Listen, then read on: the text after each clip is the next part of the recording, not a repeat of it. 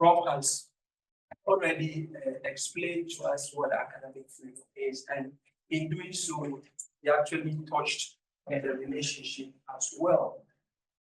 But we have been in this field for a while, so we all know what freedom of freedom of expression. But before I do that, I realized that when Bob was presenting, well, those of you who know me, I've seen a few of my students here, and myself and my students, we have a love-hate relationship because I get them to talk. And as soon as I start walking around, eyeball to eyeball seizes. People start turning their faces away. But I'm not going to subject you to that. And so, but let's do it in a moment. Right? But if we say freedom of expression, what do you know about freedom of expression? When we say freedom of expression, what does that mean? Chairman, you're going to say something. Okay. When you have been given the right to express yourself without any hindrance or obstacles. Who gives you that right? Who gives that right? Governments or government. Is it government who gives the right? Government will give you right there and can imagine a long time. Who gives that right? Okay, basically, freedom of expression is the right to voice out your opinion, is the right to voice out whatever without you, without the feeling of being suppressed or being intimidated. Yeah, I get that. And you said that, right? But I'm saying that where do you get that right? Who gives you that right? Yeah. So democratic rights. When you're talking about rights, as human, you are entitled to that right. Why is a democratic right in Ghana? Okay. It's a fundamental right? It's a fundamental human right. So because it's fundamental, it has to be respected, right? But in Ghana, where in terms of our framework, and I'm sure Prof will come and address that later on in terms of the legal framework of academic freedom, right? But in Ghana, when we talk about freedom of expression, it is one of those freedoms that is embedded in the highest law of the country as well, which is the Constitution. And so we all take that authority from the Constitution, and as you rightly pointed out, is the right to express one's thoughts, opinions, and ideas without fear of what? Government retaliation or what? Censorship. Not necessarily government, but anybody else. Right? But because government are the state actors, they are the ones that we usually do this thing. Why is it important? Why is it important? Why is freedom of expression important? You have to talk. Okay, I think it's important because we have what we call marginalized groups in our societies. So for them to be heard or for their problems to be attended to, freedom of expression is essential. It's essential, right? We agree. It's essential because of what? Because you're saying the individual has the right to express themselves. If you have the right, you have the authority to express yourself without any hindrance. How does that benefit you or society? How does that benefit you as an individual or society? I'm not in my class, so I can't be subjecting you to they'll have to bear. So said, I think it's a great approach is for them to be heard. And then two, also for the rest of the society to bring their attention to their particular concern or the concern they are raising for probably for redress. Yeah. For some reason, the slide is frozen here, but I can see. So you will see later on that one of the key things you mentioned is the individual autonomy. Right? As an individual, it gives us that autonomy. It encourages democratic participation and the exchange of ideas. Anybody has anything else to add? So what about now? Let's look at media freedom. We are all media people, so that one there, we should be able to chairman. When we say media freedom, what do we mean by media freedom?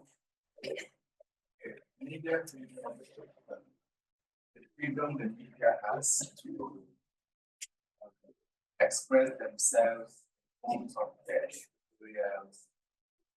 their right acts and so on.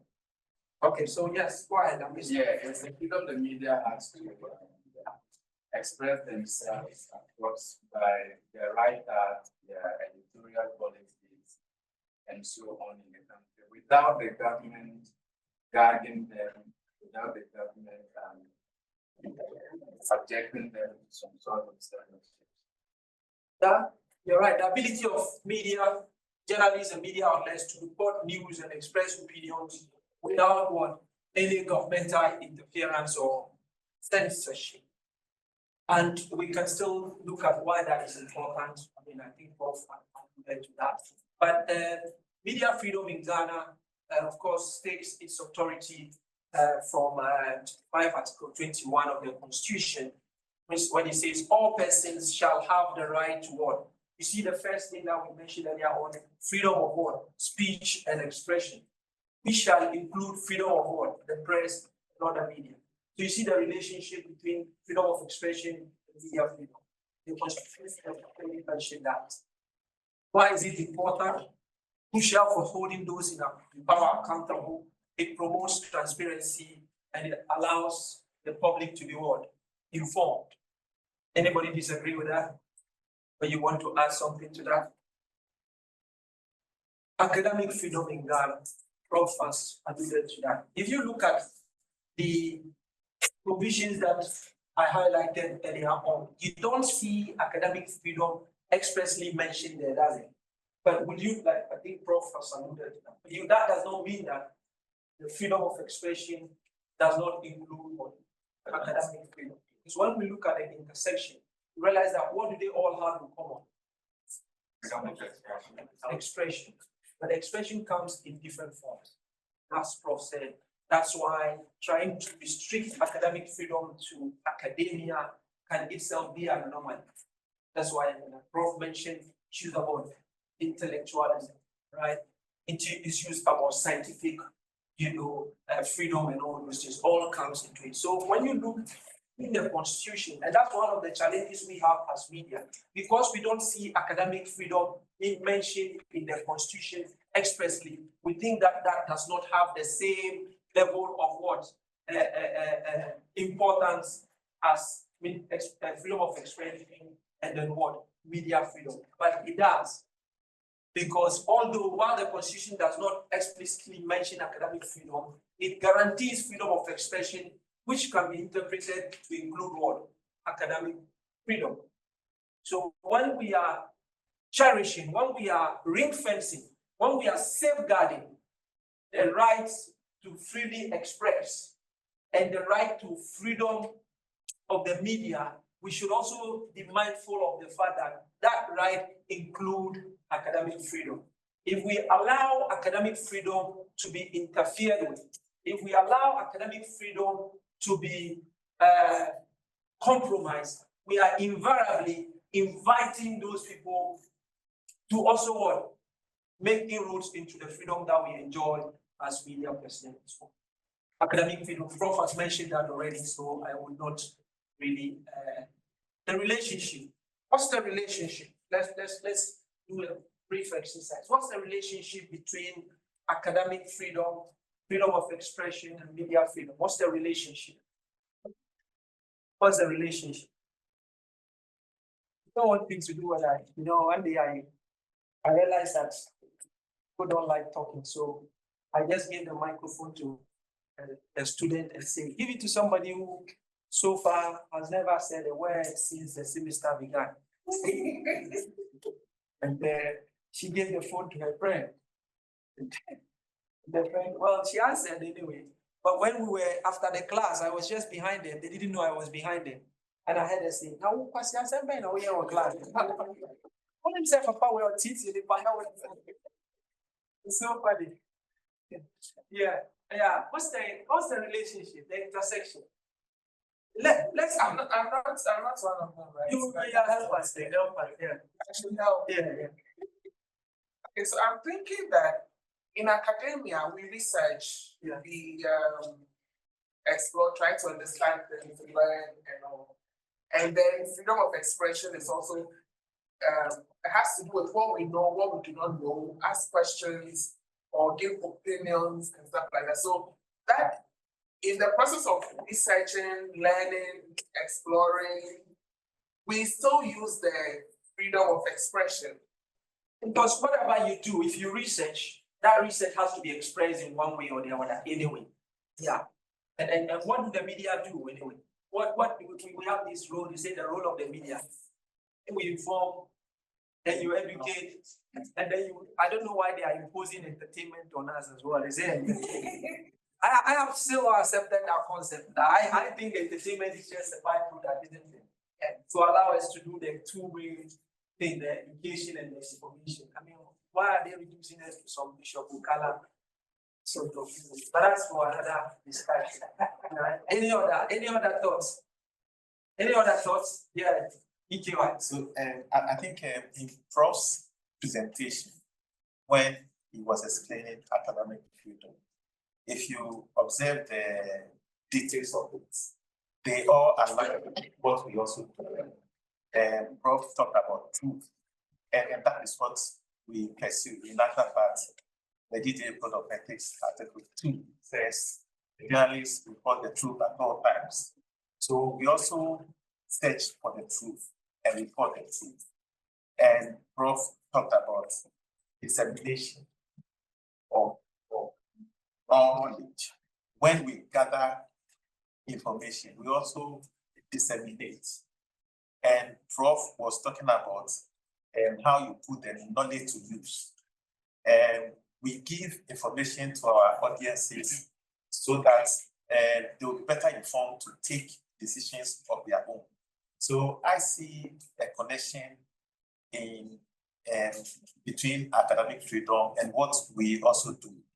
I think I will also draw a connection in the freedom of thought, also under Article 21 of the Constitution, because I think both the media and academia are work and thrives on developing thoughts and disseminating. Yeah, Paul, they have said it off. Yeah? Mutual reinforcement. This freedom reinforce each other as free media can facilitate the exchange of ideas, and academic freedom can promote critical thinking and intellectual growth. Right? So there is that mutual reinforcement that takes place all the time. And then they depend on what? Each other. The restriction of one freedom can have a ripple effect by impacting the others. And all these three freedoms are crucial for democratic governance because it enables citizens to make informed decisions and participate in what? Public discourse. As you said, academics will do research, and you have to do, if you're going to do research, is that not what journalists do? Yeah, right? Journalists also have to do research. When you do research, you investigate. When you investigate, you put it out there. You make sure, and you are putting it out there what, to inform people, right? If you look at the freedom of expression, I mean, yes, we know that now in this day and age, people are churning out all sorts of things without verification. But that is not the norm. That is the exception. But the norm is that before you put out something, you verify, you check that what you are putting out is what is true. So there is that relationship that we have to be mindful of. And there have been several instances where academia and what the media have actually collaborated to achieve a significant milestone. And I remember the right to information. You know, it took almost how many years before that bill was passed? Almost 20 years. And the media was relentless. They were constantly pushing for this. And some of the information that the media used to push for the right to information to be passed was based on research that was conducted by what? Academia. So academia conducts the research, they make it available to the media, and it helps the media in doing what? Their advocacy. The academia, because sometimes when you are advocating as a media, you need facts, you need evidence, you need data, and that data can actually be generated from what? The academia. So there was a very good collaboration, and eventually led to the passage of what? The right to information law as we have it now. And I mean, most of us in the media space are aware that a lot of the time, University Teachers Association of Ghana, UTA, they're always at the forefront when it comes to what? Advocacy, when it comes to engaging in national discourse and all those things. And which platform do they use to put out their what? Their views or opinions? Is it not the media? So there is that what? Relationship, there is that interconnection that we need each other to be able to achieve something meaningful for our country. But of course, when we are pursuing these things, you know, one of the things about news has value, isn't it? Yeah. And what are some of the high news values? We know of elite personalities, right? That's why if Prof goes to stand somewhere and says provides all the facts, provides all the data, and says all the best things, right? Maybe the media would just give it some limited space somewhere, right? But let Asedu Nkitia or what's the other Kodia, you know, come and stand somewhere and even say something as crazy as Ghana Mobododo. It would be all over the place, right? Because news values, actually, the high news values are elite personalities, elite institutions, and all those things, right? Now, that plays out as well in the relationship between the media and academia. And that's one of the things that I think as media personnel, we need to really be mindful of. There is a lot of media sensationalism, especially and then constructive reporting when we are dealing with academia. So while pursuing these worthy stories about academic controversies, media outlets sometimes emphasize the conflict over the nuance. Because we are looking at the conflict, because conflict is also a high news value. But when you look at academia, sometimes the real things are buried somewhere. Because academic writing is not like the what do you call it? The news writing, the inverted pyramid structure. That's why increasingly academia are engaging with the media so that when you write a report, an academic report, if you want people to engage with it, if you want it to be attractive to the people, you have to find a way of communicating. Because if you are not communicating, you create what is called noise, entropy in communication, right? There's something in communication called entropy. You know, when you are listening to radio and then the station goes off and you hear shh, you don't hear anything again. In communication, it also occurs. And sometimes some of these things occur because either the academic writing is making use of certain jargon, certain, academic terminologies. And as soon as you come across that terminology, the psychology of communication is that you would not go beyond that until you try to decode it. And once you are decoding it, you are lost. Until you decode that, you are thinking, what is this? Now we cry and anything. So you are not concentrating on that. And that's one of the things that as academia, we need to find a way of engaging with the media so that we can actually make our reportage a bit more, so that the media does not emphasize on the conflict, but we look at more of what things that are positive. Complex academic debates can be reduced to simplistic narratives that overlook important context or methodological considerations.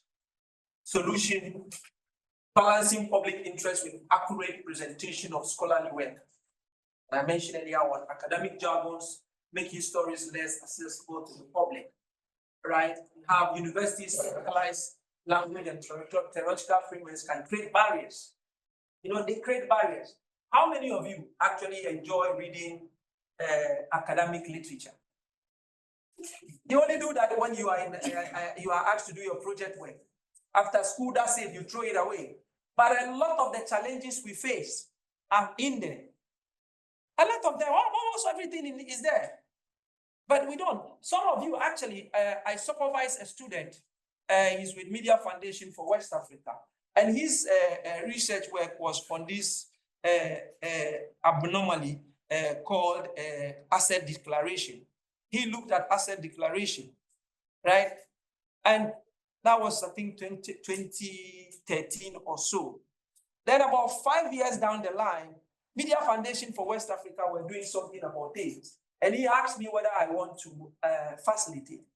And I said, but Seto, you forgotten that you did something on that. He totally research for academic.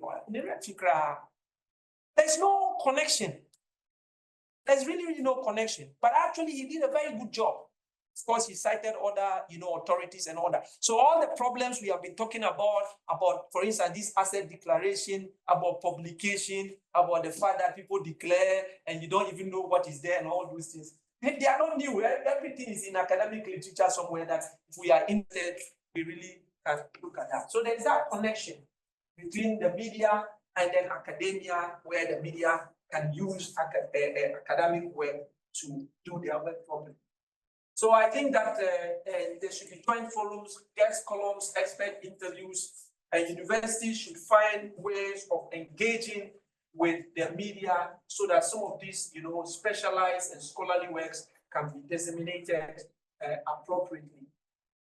Universities offering media training in academic subjects, such as corporate subjects like economic policy. They have a specialized reporting about economic reporting, right? Because it's a specialized area. The economics try to throw everything in figures and all those things. But no matter whether you are reporting on figures, whether you are reporting scientific findings and all those things, there is still a way to make it accessible to the ordinary person, because it is communication. Our people, my people like to use a lot of Latin jargons, right? and the journalists enjoy it. And I remember when I teach my students, I teach media law and ethics, and then they will come and be asking me about some of these Latin jargons. When I tell them I don't know, they think I'm making it up. But I frankly don't know. Because when we did our training, if you use it, you're marked down. It's called plain English campaign. Plain English, you are communicating. You are not communicating when you are using those sort of jargons, because the person doesn't understand what you're saying. But it looks like in that part of the world is something that if you don't use that, then it doesn't mean that, it doesn't show that what being right. Yeah.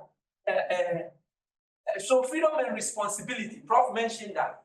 Right? Yes, we are talking about freedom of expression, freedom of the media, and academic freedom. But there's no freedom anywhere in the world. Let no one deceive you. Nobody has absolute freedom anywhere. It's not a Ghanaian phenomenon. Nowhere. It doesn't happen. Right? Even the right to life, which is so sacred, isn't it?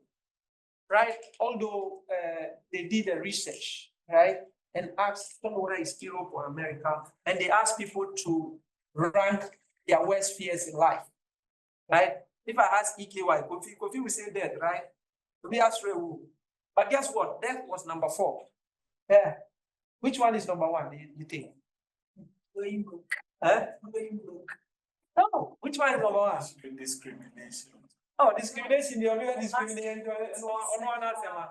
Sexual harassment. Oh, no, by the way, somebody asked a question on the sexual harassment. Remind me, I need to share some practical example about how we resolved that issue when I was managing. But what do you think?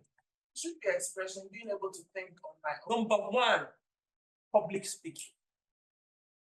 And it's not easy to stand in front of people to talk. And one of the psychology of communication says that when you stand in front of people and you want to talk to them, right? Or you meet somebody for the first time, they make up their mind within the first 30 seconds. Within the first 30 seconds, they make up their mind. And it is within that same first 30 seconds to 40 seconds that you are nervous. Do you get my point? So it's not easy. So that's why every given opportunity that you get, you should practice it. Right? You should practice it because it is a useful tool to have. Right? So freedom it's not absolute. It comes with what? Responsibility. And so you cannot just say you are hiding behind the right to freedom of expression, media freedom, academic freedom, and churn out all sorts of issues that can cause problems. So the very constitution that gave you that right has indicated that those rights can be subject to what?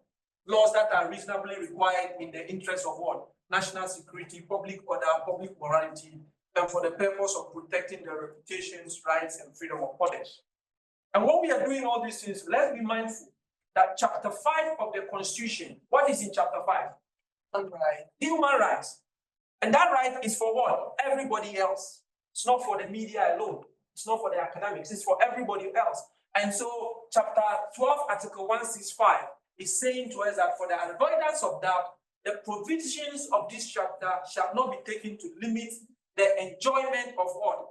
Any of the fundamental human rights and freedoms guaranteed under chapter 5. So basically what he's saying to you is that mama of freedom, yes.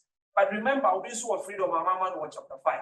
So in exercising that freedom, be mindful not to what? Interfere with that freedom that others have been given. Now, when those two freedoms come face to face, which one has to give way? Which one? When you freedom, you have freedom that has been granted to you for freedom, academic freedom, media freedom. When it's coming face to face, it's conflicting with another freedom that has been guaranteed somebody in chapter 5. Which one will have to give way? They are all guaranteed by the Constitution. They are all fundamental. Human rights. What will determine which one has to give way? Yeah, I think the court will have to interpret that. The court will say they have to interpret it based on a provision. Yes. So what would determine the one that gives way? The one that is in the public interest to give way. Because everything we do, the public interest overrides any other interest. So that is why it is the public interest that really matters. I'm wrapping up, there are a lot of challenges that people face. I think Prof has mentioned that government may impose restrictions on these freedoms, citing national security, public order, and all these things, societal pressures, self-censorship, right? But this is what I want to leave with us as media personnel. This whole concept of national security, right? He said this is frequently relied upon as a reason for justifying interference. It says the use of amorphous concept of national security to justify invasive limitations on the enjoyment of human rights is very serious. It's a serious concern. The concept is broadly defined and is vulnerable to what? Manipulation by the state as a means of justifying actions that target vulnerable groups such as human rights defenders, journalists, or activists, and also acts to warrant often unnecessary secrecy around investigations or law enforcement activities, thereby undermining the principles of transparency and accountability. So yes, when we are advocating for academic freedom, when we see the freedom of academics being interfered with under the guise of what? National security. Let's not just throw our hands in despair and say, I don't see national security. We need to probe, ask whether really, is it national security concerns that is making them interfere? I remember interference with one's rights that sometimes, and in this day and age, it's only a very foolish, excuse me to say, or unwise, political actor who would be seen to be making those ones that we used to see during the military days. Now it's more of indirect. They do a lot of the indirect interferences. And Prof mentioned when they wanted to bring the university that bill, and it gave them so much power and all these things. So we see a lot of those indirect these things. Now the principles of the Declaration of Freedom, principles of freedom of expression in Africa says that freedom of expression should not be restricted on public order or national security grounds unless there is a real risk of what? Harm to a legitimate interest. Remember, legitimate what? Interest. And there is a close link between the risk of harm and then the expression. That is very important. Let's not throw our hands in despair when these freedoms are what? Being restricted. A restriction sought to be justified on the grounds of national security is not legitimate unless its genuine purpose and demonstrable effect is to protect the country's what? Existence or its what? Territorial integrity against the use or threat of force, or its capacity to respond to the use or threat of force, whether from an external source such as a military threat or an internal source such as incitement to violent overthrow of government. So we so easily defer to authorities when they try to interfere with some of these freedoms. But we know that sometimes the aim for interfering is not to achieve a legitimate aim. It's to achieve either a political interest or a parochial interest. And even sometimes when the aim is legitimate, the action they take is disproportionate.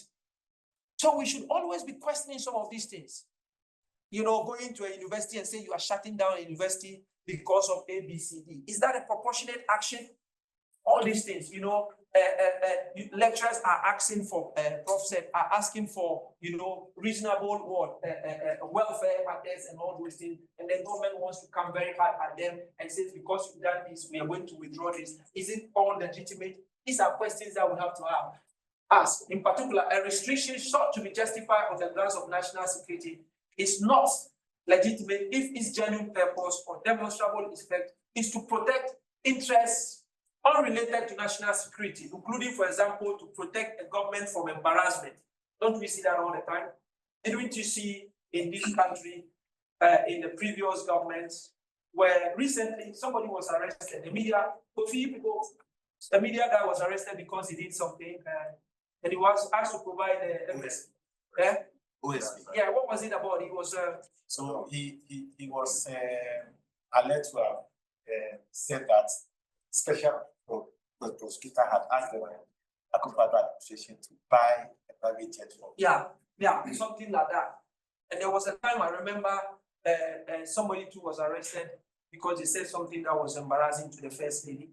Remember that? Yes. Yeah.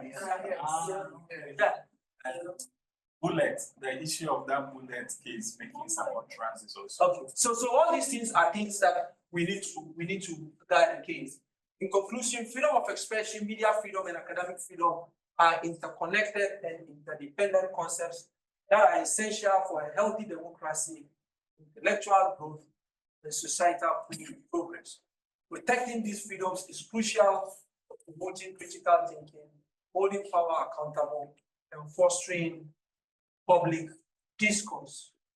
Academic institutions are unique in democratic societies, tasked with conducting critical original research in the pursuit of knowledge.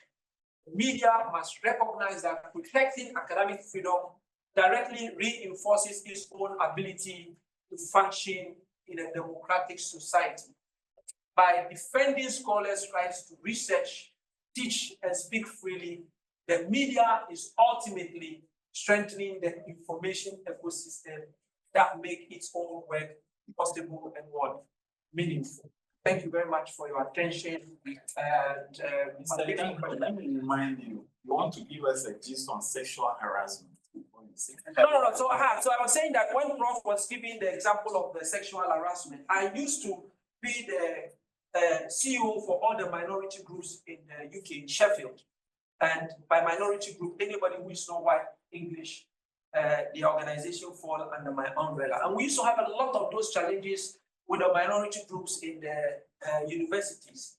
And so, like Prof said, they came out with the sexual harassment policy. But what happened there, even in the UK, was that the sexual harassment policy didn't have, if you like, a corresponding policy that talks about victimization. And that's where there is a lot of problem. So you see that the victimization is buried somewhere. But when you say that there's sexual harassment policy in universities, and you don't also indicate that if as a result of what your reporting or complaint, you are harassed, then these are the consequences. Sometimes you realize that there's an imbalance. And when there is that imbalance, that explains why sometimes people are unwilling to come forward and come and report, especially when I remember those days there was an argument in the Seppel City Council about whether to give, people who are facing harassment in university, to give them that sort of, privilege accorded to whistleblowers. But then there is an issue about you are alleging that somebody has done something to you. How do you then ask for anonymity? You understand? So there is that balance. But the point I wanted to make is about the fact that when we do sexual harassment policy, we should have a corresponding victimization policy, so that when you report, it's a report of your reporter. If you are harassed as a result of that, if you are victimized as a result of that, that should also have consequences. Yeah. All right. Any questions? Maybe take one or two questions and then. Yes, sir.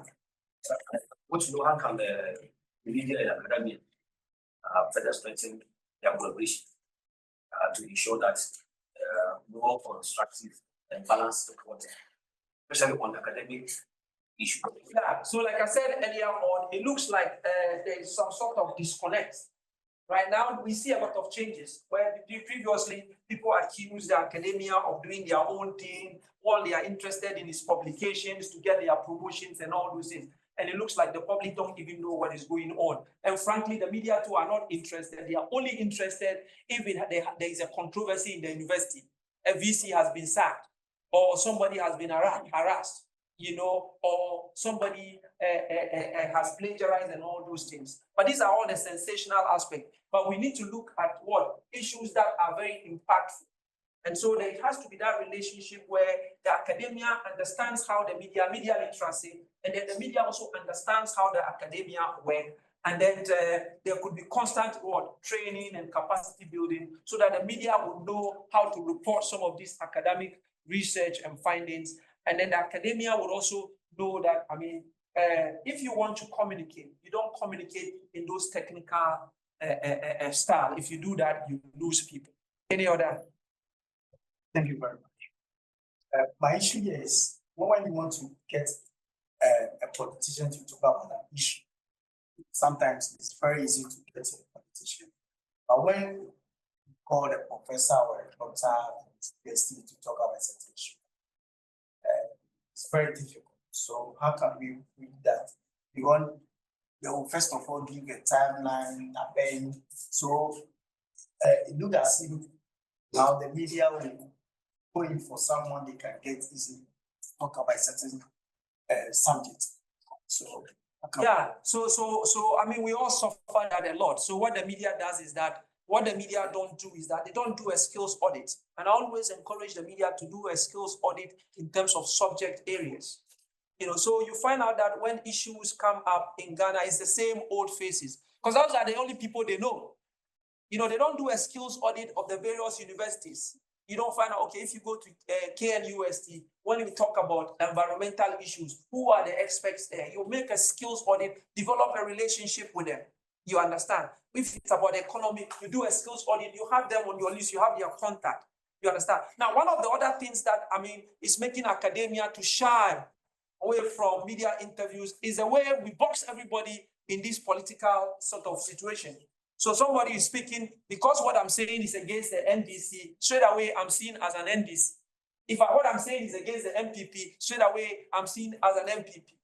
If you are neutral, they say, you understand? So it makes it very difficult, unless those who really don't care, they know that they believe that their conscience is clear and all those things. So it's pushing people away from that. And sometimes we don't do proper research and we are all over the place. When you are putting a question to the academic, the way you ask the question itself elicits answers that may be seen to be what? Political.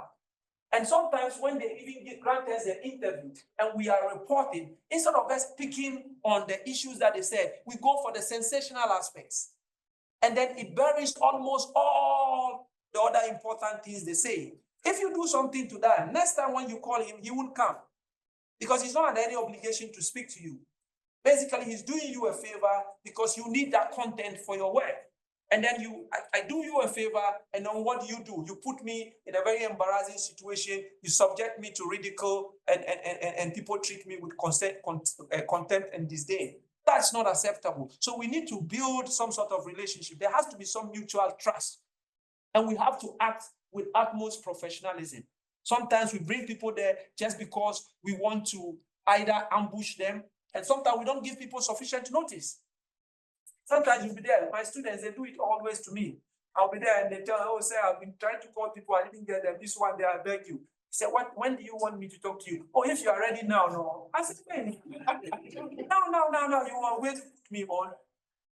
So these are some of the things, but I'm saying that we struggle because we don't do the skills audits. Let's do a skills audit and then have a pool of people we can rely on so that at any particular point in time, and let's cut the relationship. We are not very good at networking. That's one of the problems with media.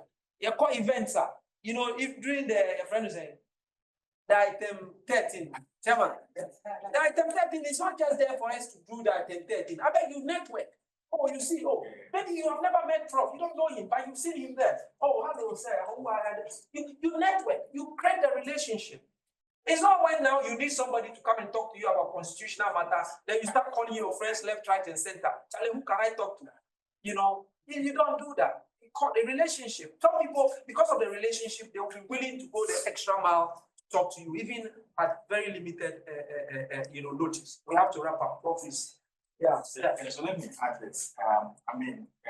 In addition to all that you have said with regards to his question, I think one that I think we should add is the fact that they don't have that kind of backing.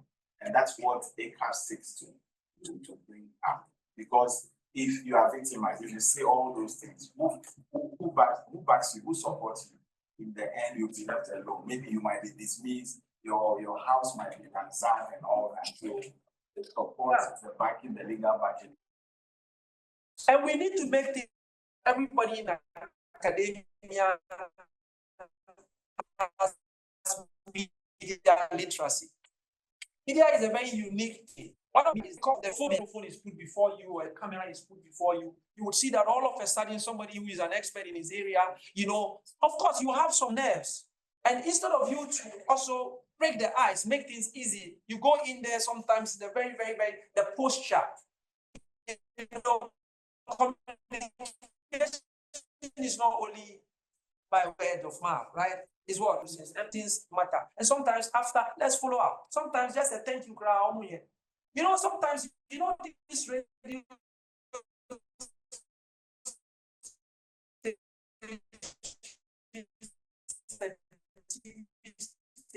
that you see some of these academic. Leave your house around 4 a.m. or 4:30 a.m. or 5 a.m. just because you have to be on an early morning show. Then they don't give them anything. So if people are doing all these things, you have a responsibility to also what? Cut them and not to do things that will put them in harm's way. Right. Thank you very much. I want to share a personal example. Okay. I remember when I was at Graphic, there was a time I called Professor Eni and we had been engaging, and he declined to talk to me. He said, "You people, even Christmas, you didn't give me a card. I've been talking to you every time." So the points we made about appreciation is very key. Right. Somebody will leave his house, you call Prof, and the whole of this week, the media was harassing him in the Life Center on the CJ issue. Did you see him on the TV? Almost all the media houses, they were calling him left, right, center. But trust me, after that, if they don't need him, that's it. Call him, oh, you see, you want to catch him now. Yeah, they won't do that. Yes, last one. Yeah, what you are saying, it's very valid. Checking up. But another challenge, especially with the freedom of expression and the academic freedom in particular, at times integrating this academic knowledge into our local language, that has been a serious issue. Because actually our local languages are sometimes the local language media personnel will be very testimony to them, but sometimes interpreting or converting some of these technologies or this languages, technical languages, local languages can be very difficult. Sometimes they end up misinterpreting it and then giving it a different meaning. It's because we don't give ourselves sufficient time to engage with this information. So, for instance, you have this, you want to work on that, you want to do a report on that. You don't give yourself sufficient time. You give yourself a very limited time, and then the next thing you are on air. Sometimes you say it's pressure from your experience and things. Sometimes it's the pressure. It's not a fault of the tenants entirely. At times the pressure. Yeah, that's what I'm saying. I appreciate the pressure. But that's why some of this advocacy is not just for the reporters, but it's for also the media managers as well. For them to appreciate the fact that if you want to have that interconnectivity between the media, freedom of expression, and academic freedom, we need to understand how each other operates, and we need to understand that sometimes, if you want to, that's why one of the code of ethics says what? Speed over what? Accuracy is not acceptable. Yeah, speed over accuracy. That's basically what we are seeking to do most of the time. There was a time I was on the CDD, there's a program called Corruption Watch, and I'm the legal consultant on that. You see, there's small tree that I'm trying to bamboozle you with. That's all that I know. And then I was asked to come and, on the Adum show to come in because it was at the last minute. They didn't have anybody. And I gave people headache early morning with my tree. To get my point. But if you do your own skills audit, you would know that when it comes to in this particular, these people can speak them. And then, but you don't do it. I'm telling you, if you go to your media houses and see whether you will have a list of experts in any particular field, in all the institutions. You don't have them. Take the opportunity to do those skills audits and have it there. It would make life easy for all of us. I thank you very much once again. And we have different decks for everything. We have security desks, we have health, we have politics, we have everybody. There are some media houses. They want to make one and they don't tell you the certainty. So you have to report on everything. So whether you are interested in that role or not. See, there is a conversation that we have to have about economic independence of the media and the economic viability. It affects a lot of these things that you're talking about. If you go and you specialize, you say you are an environmental reporter and you are not in a state-owned media, right? You are in a private media. Because I want to really wonderful thing. Thank you very much, I think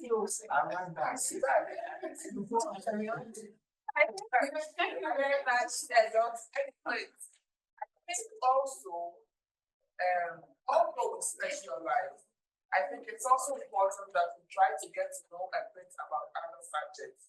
Just try to explore, investigate. Then when you're able to, at least you have the basic understanding, it also helps with the translation phase.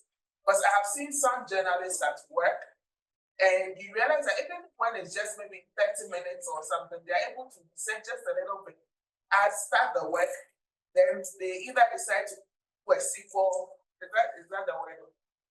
For another episode or something, just to bring more understanding to the issue. So let's not limit ourselves. That's what I am thinking. Thank you. Thank you, Gloria, for those words. I believe we have a lot more to discuss, but then let's take a short break. Yeah, welcome back. The next section. So we are going to, the next section is on legal framework, protecting academic, and this will be taken by Paul. Thank you.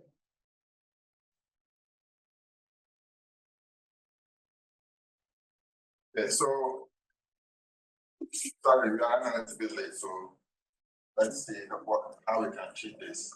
So here, I want us to go through the laws that affect academic freedom, so that in your reportage you'll be able to make reference to such laws to support the report that this will constitute a violation of academic freedom, or this is an example of promotion or protection of academic freedom. I'll try and do it quick. Now, when we are talking about academic freedom, we need to connect it to international law.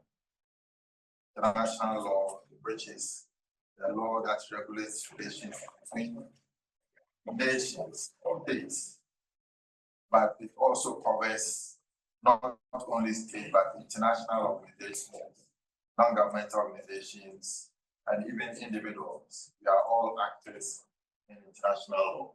So I'll take you through quickly about what we understand by human rights. And then we'll see that academic freedom is part of human rights. Sometimes we don't have to go through all the details, but some have already mentioned them, such as the duty bearers and the rights holders. Now, when we talk about generations of rights, we are simply saying that human rights can be grouped into different generations. We have the first generation, second generation, and the third generation. The first generation of rights talks about civil and political rights. And the second generation talks about economic, social, and cultural rights. And then the third talks about what we call solidarity rights. The first generation of rights, which is civil and political rights, are championed by the Western world, the capitalist states. And examples are the freedoms that we enjoy. Talk about freedom of expression, freedom of association, and so on. The right to life and right to property and so on. They all come under first generation of rights. And these rights are rights which are best enjoyed when the state is not involved or doesn't interfere the enjoyment of those rights. So, for example, if you have the right to freedom of assembly, you just so on. It means that it can interfere in the enjoyment of your freedom of association or your freedom to assemble and demonstrate. So these are rights which we also call negative rights, in the sense that when the state doesn't interfere, that is when you can best enjoy those rights. Then we have positive rights, which are rights which you can only enjoy, or you can best enjoy when the state puts in certain resources. So right to food, right to health, right to education.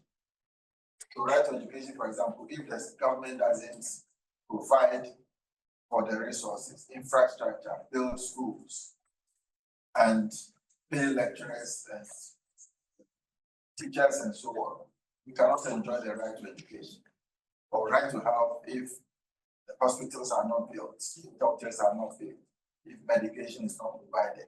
You cannot enjoy the right to health. So these types of rights are the economic, social, and cultural rights, which are the second generation of rights. The third generation, it doesn't involve so much money from the government, because it is only, we only enjoy it when the government doesn't interfere in their enjoyment. Okay. But this is broadly speaking. When we go into the details, you see some differences in them. Now, when we come to international law, as I said, talks about laws between nations, and it extends to international organizations, non-governmental organizations, individuals as well, and multinational corporations. They all form part of, they are all actors in international law. Now, when we talk about international law, there are what we call sources of international law. We have it in domestic law as well, or municipal law. So we have the Constitution when we are talking about domestic laws. We have legislation and so on. In international law, we have customary international law. This is based on state practice, when states interact with one another without any particular written agreements, but through their state practice, they can emerge customary international laws which bind the states together. Now, we also have treaties. Treaties are written laws which regulate relations between states. So Ghana and Nigeria can sign a treaty regulating trade relations, for example. But the whole of African states or the whole of the world can also sign a treaty, but the treaty only binds countries that are parties. In other words, they sign, they ratify. That is, when they sign, you become only morally bound. And when you ratify, you become legally bound. And then you become a state party without a treaty. And for countries, you have two types of countries that about how to receive international law into the domestic setting. For monist countries, the moment the treaty is ratified, it becomes applicable domestically. But if you are a dualist state, the treaty will have to be domesticated. And Ghana is a dualist state. Mainly the Commonwealth countries are dualist states. So if you go to Article 2075 of our Constitution, it tells you about the process of domesticating international treaties before they can become part of our domestic law. Okay. Now, and we also have, let me jump to soft laws. Soft laws are laws, we have them in international law called soft laws. And they are laws which contain normative value and are laws which have emerged out of conferences, workshops, writings of scholars, and so on, but which have not gone through the process of how a treaty is made, how a customary law is made, and so on. Therefore, it has not met the threshold of how this law can qualify as, if you like, hard law, that is customary law or treaty for the state. But these soft laws are applied by states, and out of it, it can ultimately evolve into a customary law, or when they sign a treaty, becomes a treaty law. Now, these are important examples of types of law we want to talk about, because when we are talking about academic freedom, they fall into these areas as well. Because academic freedom is not a standalone freedom or rights. It is connected to different pieces of treaties and customary laws, and it stands in some ways as soft law. Okay. So when we talk about academic freedom, we know that international human rights law, that is IHRL, is a branch of national law or public law. And academic freedom emanates from international human rights law.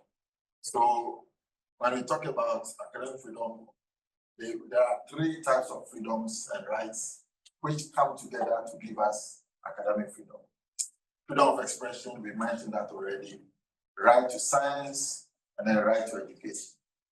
When these three come together and you pick the key ingredients from them, we get academic freedom. So when we are reporting on academic freedom, we should understand these three essential ingredients to academic freedom. So for freedom of expression, we'll find it under the International Covenant on Civil and Political Rights, which is a treaty that Ghana is a state party to. In other words, we have ratified it and we are legally bound. Right to education, International Covenant on Economic, Social, and Cultural Rights. Article 13 talks about right to education. Again, Ghana is a party, and therefore we are legally bound to respect the content of the economic, social, and cultural rights. Right to science is also in the International Covenant on Economic, Social, and Cultural Rights, Article 15 thereof. Now, freedom of expression, I think we've gone through it already, so we will not spend too much time on it. Just to say that you can break it down into the freedom to receive, to seek and receive information, the right to hold opinions without interference, and the right to impart or to disseminate the information. Okay. For right to education, Article 13(1), it says states parties to the present government recognize the right of everyone to education. They agree that education shall be directed to the full development of the human personality and a sense of its dignity, and shall strengthen the respect for human rights and fundamental freedoms. So education is to achieve a certain goal, the full development of the human personality and a sense of its dignity, and to strengthen respect for human rights and fundamental freedoms. And for each of the treaties, they have a treaty body that provides or gives what we call general comments to give details to a particular provision of the treaty. Now, the Committee on the Economic, Social, and Cultural Rights has concluded that the right to education can only be enjoyed if accompanied by the academic freedom of staff and students. So you can see the link here by the committee. Right to science is in Article 15 of the Economic, the Covenant on Economic, Social, and Cultural Rights. And in the past, we talked about the right of everyone to take part in cultural life, which extends to science, and then the right to enjoy the benefit of scientific progress and its application. So again, this is an important piece of what the right is, the right to science and its connection to academic freedom. Because academic freedom enables you to be able to take part in science and to enjoy the benefits of science. Okay. And we say soft laws. We already tried to explain what a soft law is. There are two main soft laws I want you to introduce you to. The first one is the UNESCO recommendation on the status of higher education teaching personnel. You recall I referred you to the definition of institutional autonomy. It is picked from this document. And then I also referred you to the rights and freedoms of academics. I gave you the 5 freedoms: freedom to research, freedom to disseminate, and so on. It is also in the UNESCO recommendation. So if you want to know more about academic freedom for academics at the university, this is a good pointer to go to. Then in Africa, we've also in 1990, we came up with a document on academic freedom called the Kampala Declaration on Intellectual Freedom and Social Responsibility. This came about in 1990, so it's quite old.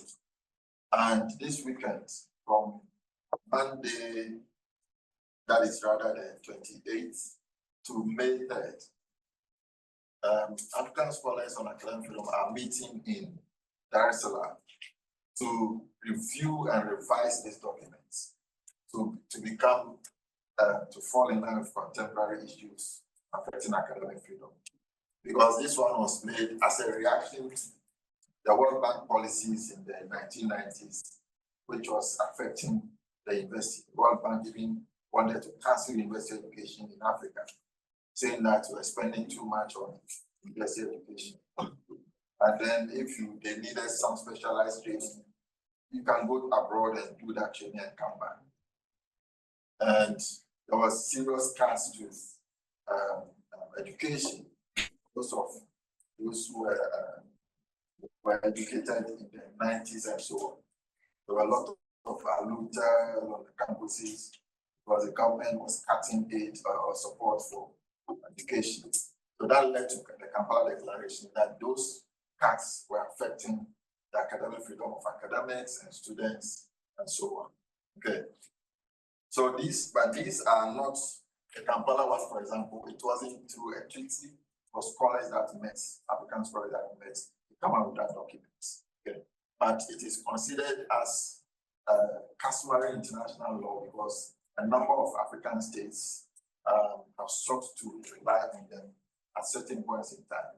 The scholars have also used it to challenge excesses or overreach by the executives on various university campuses. Okay. So now let's come home to our own constitution and key references to academic freedom. For the first time in our constitutional history, we have academic freedom recognized in the constitution, go to Article 21, 1B. To be frank, that's Article 21.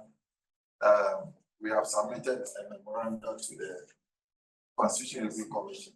It wasn't properly crafted. So normally academic freedom is connected to freedom of expression, but here it is limited to freedom of the press and other media. It should have included, academic freedom should have been included in the A, because freedom of thought, conscience, and belief relates to religion, and religion is not connected directly to academic freedom. But in any case, that is how it is couched.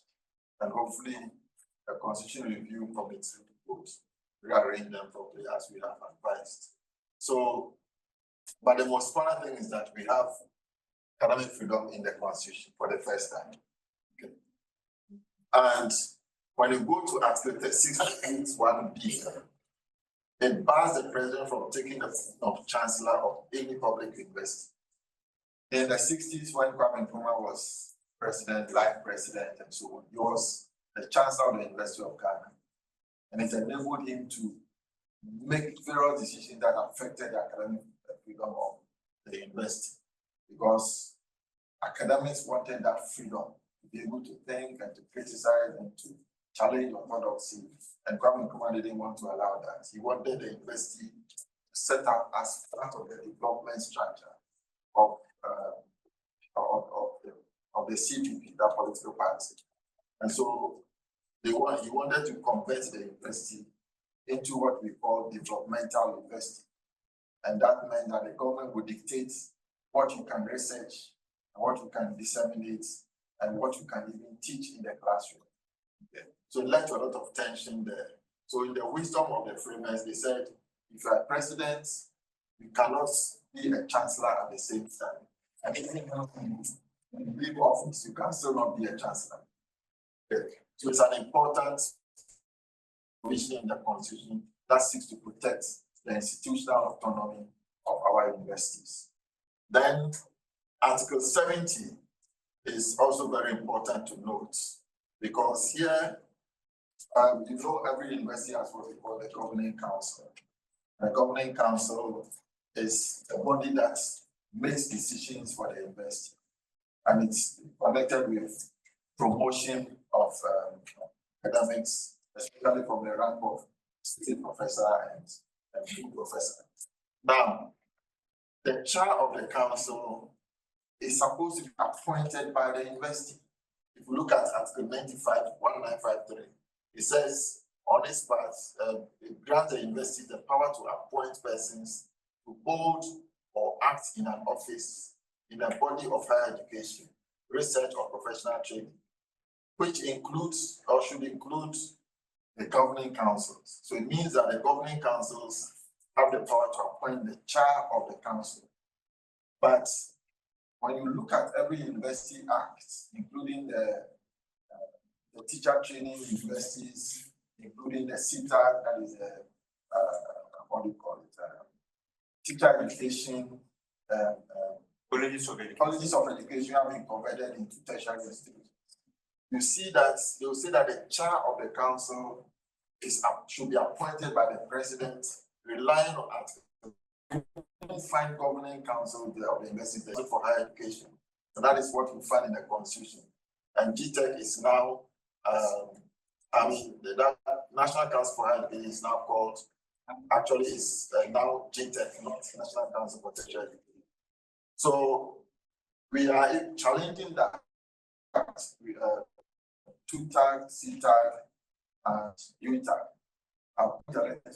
Yeah, so we now come to, from the Constitution, come to Acts of Parliament. And I already mentioned that for each university, they have its own act. That is what the government didn't like. And about 5 years ago, about 7 years ago, they sought to bring the Public University Bill, which was supposed to harmonize and bring all the universities under one act, which with what we fought against, because everything about it was against academic freedom. And I recall some of you, especially multimedia and so on, we worked together with them to make sure that we defeat the law from coming into place. So now every university, every college of education and so on has its own act. But time will allow us to go into each one of them. But some of the key issues in there is what I mentioned. For example, the governing council being appointed by the president. And what is funny is that the president has given himself the power to dissolve councils. So as we speak now, there is no governing council functioning in any university. So promotion issues, critical decisions that have to be made, have to be suspended. And the president appoints chairs of council and change on each council. There are 4 or 5 reps of the government on the council, and change base members. And then it will be up to each of the reps, other reps such as UTAG and so on the council, TEU and so on, the top reps on the council to decide to maintain their reps or to also change them as well before the governing councils can begin to function. It's going to take about 6 months, sometimes 7 months. Meanwhile, the government doesn't have the power to do that. So it's paralyzes the universities until these councils have been put back in place. All the government is supposed to do is to change its reps if it wants to, 5 or so reps. And then that is it. As for the chair, should be appointed by the university themselves. Okay. And that will ensure smooth running of the universities without any interruption, whether government is in power or not. Okay. So the statutes and policy documents are those that the universities themselves, through their councils, make to regulate internal issues regarding promotion and other matters. Okay. Now, what I want to do next is to look at the indicators, what we look out for when we look at, right now we have 5 monitors spread across Africa. And they've been assigned countries. And what they do is that they go on the websites of newspapers, and then they look through the information that have been reported, and they sift through to see if there are any of them touching on academic freedom. And that can be a very tedious job. That's one of the reasons we are trying to educate the media so that they will be able to contextualize their reportage on academic freedom, which will make it easier to pick such stories. Now, these are the indicators we look out for as constituting violations. Infliction of violence. Violence which can be done by academics, by university management, or the police can be brought in. There are certain universities where the police have stations on the campuses themselves. So the moment there is any agitation, the police will go right away to quell it. So it makes students and lecturers afraid to express themselves on the campuses. Okay. Intimidation. Sometimes they intimidate you or issue threat letters. As a case in Uganda we are doing right now, where a vice chancellor of the university was not properly appointed. He doesn't have the required number of publications, and the academic union is challenging that. And the vice chancellor has issued threat letters to the academics. We have written a letter to the vice chancellor. I mean, it's been reviewed by the academics before we finally send the letter out. So these intimidations can introduce what we call self-censorship. You know it, and you are subjected to it sometimes. Self-censorship, so that you yourself will regulate what you can report or research on and so on. Wrongful arrest, it's very common. Discrimination, sometimes if you are against the government, you may suffer from demotion, denial of mobility, that is ability to travel, to do research and so on. Sometimes you wait opportunities to go and do 1 year research abroad, or to go and teach 1 year, 6 months or something. You will not be given the opportunity. It has to go through Ministry of Education, the tertiary education commission, and so on, so many hurdles. So by the time you clear all the hurdles, your visa has expired.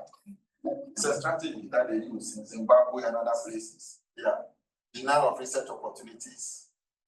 And this is not even the government giving you the research opportunity or the research grants, but you get it from somewhere else. And they say, no, this research is against the policy of the government. Right? China does that very well. Especially the research the money is given to you by the Western states. They are difficult to do that in China. Discrimination in favor of supporters, the unmerited promotion, it's also very common. You've got 10 publications, they need 15 for you to be promoted, but they find ways to let you go through. Or appointments to boards, ministries, and departments, and so on, which some has happened under the present administration. So directly, it's not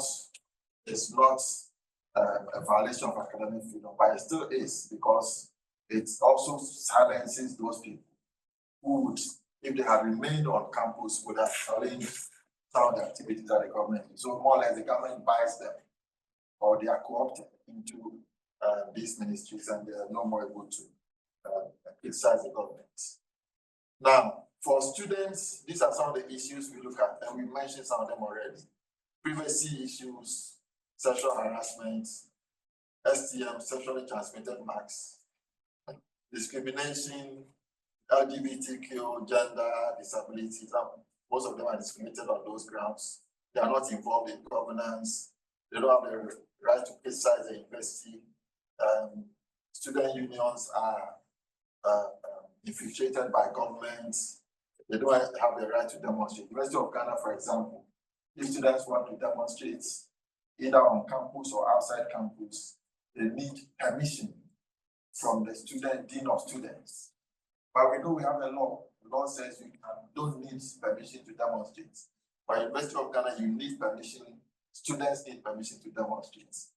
And we are challenging that. So access to grades sometimes you cannot access your grades. If the results have come out and the student is not happy, he wants to see how it performs. The student has the right to access that information, has the right to ask for remarking and so on. Sometimes they make it quite complicated for students.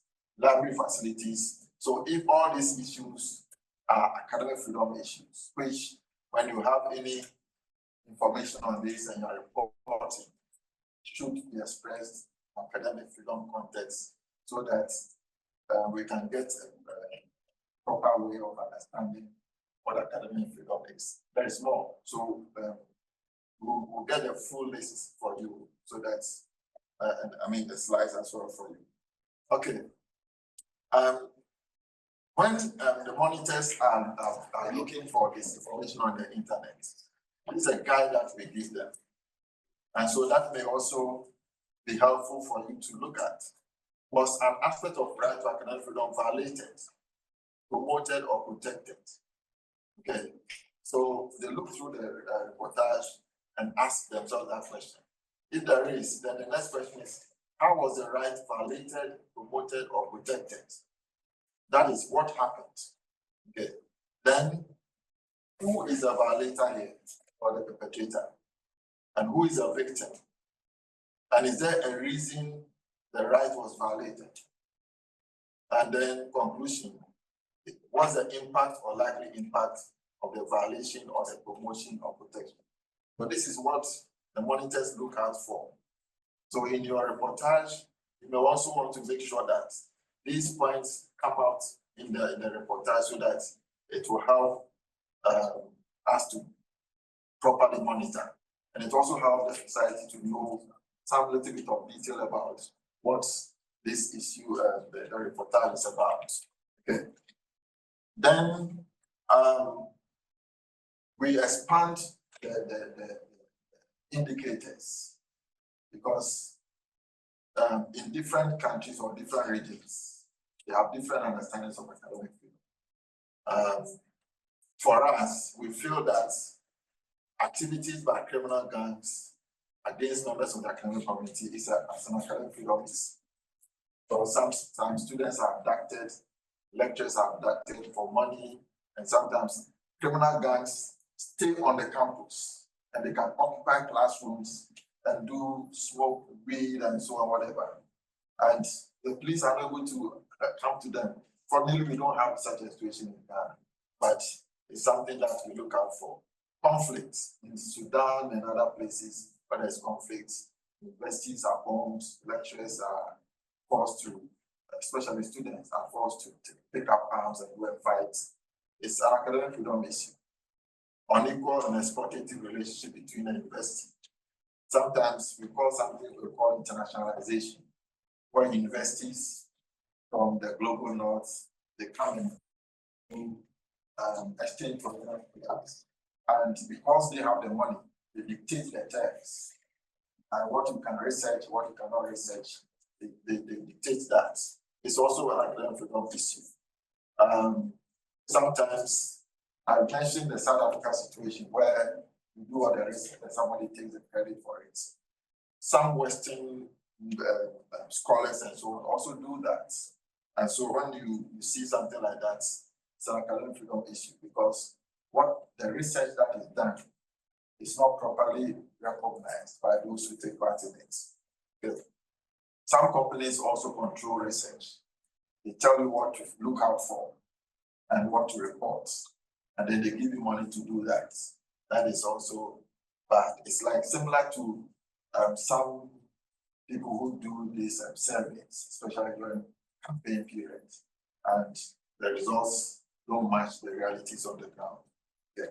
So lack of facilities on the campuses, library facilities and so on, is a violation. Students also violate other students' rights.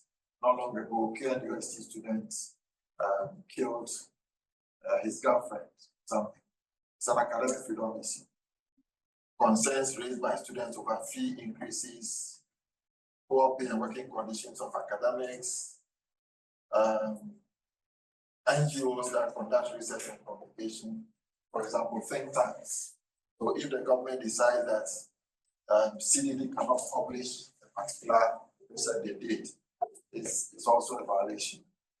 Problems faced by students with disability on campuses, these are all academic freedom issues. So the list is very long, and it's important that at least if we capture this, it can be used as examples that can guide us to determine other areas of academic freedom violations. So that will bring me to the end of my presentation. Thank you very much.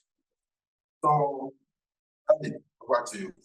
Sorry I rushed because of time, but we'll try and get the slides for you and we'll give you further information. There's any questions for Bob? I have a question, yeah. So my question is based on Prof's yes, the presentation he did. We've actually seen the kind of violations that in space. But I would like to find out if we have these laws that protect academic freedom. Over the years, let's look at some of them. Has these laws lived up to expectation as far as respect, protect, and fulfillment of these freedoms are concerned? How does these laws fare with regards to the situation? There's a lot of violations. Some are reported, some are not. And for example, just last 2 weeks, there were some incidents which they were in the news. I mean, news, radio, TV and radio, but I noticed that we were not captured in some of the print media.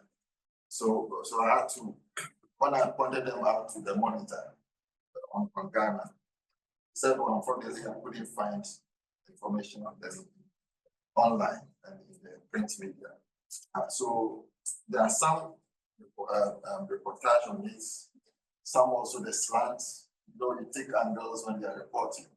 Some give it a political angle, some look at it from different angles. So we have to, the monitors will have to, you know, sift through all that and then send them to us to also review it critically before we can conclude that there's an academic freedom issue in this.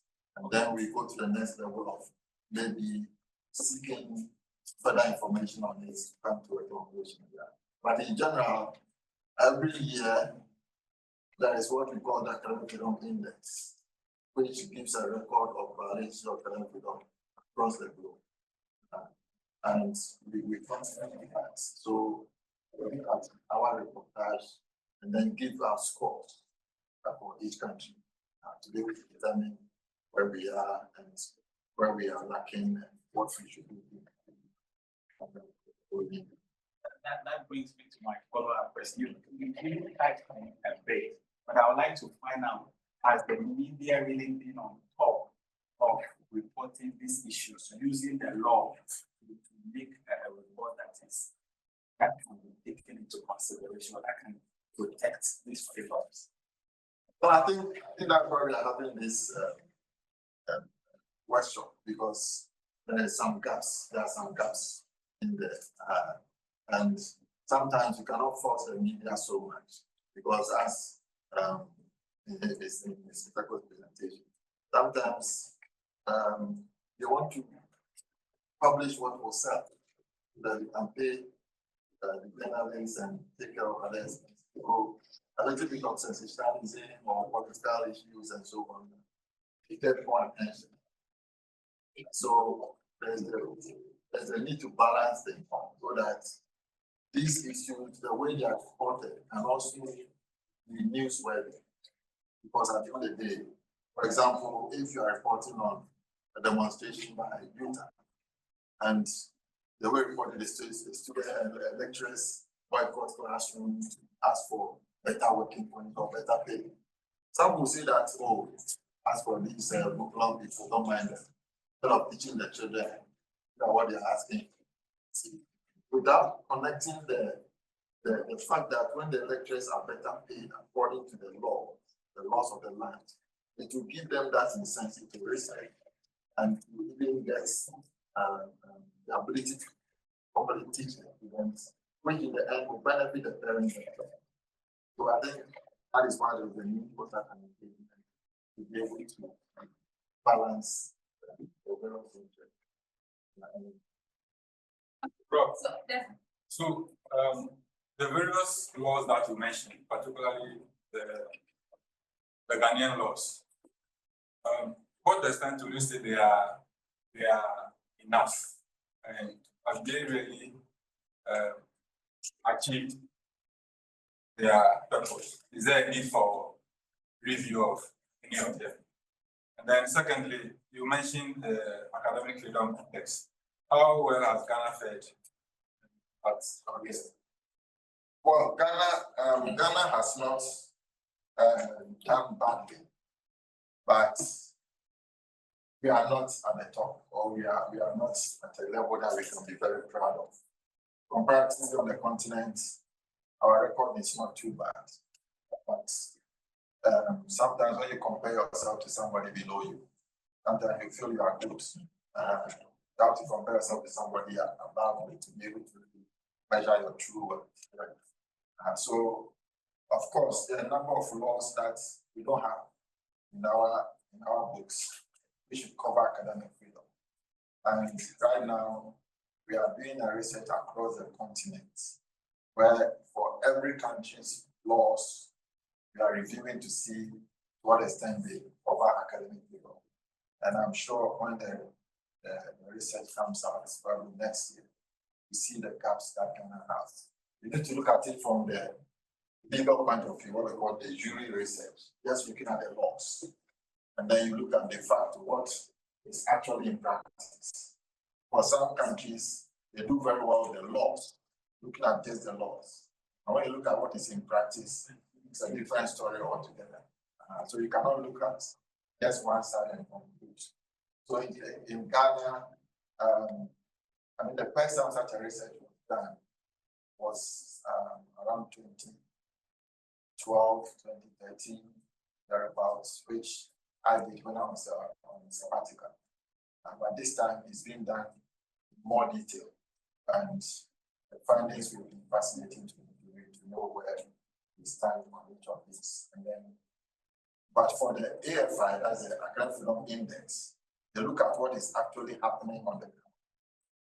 And that is okay. It's not to involve, it's not just the laws. Laws don't give food.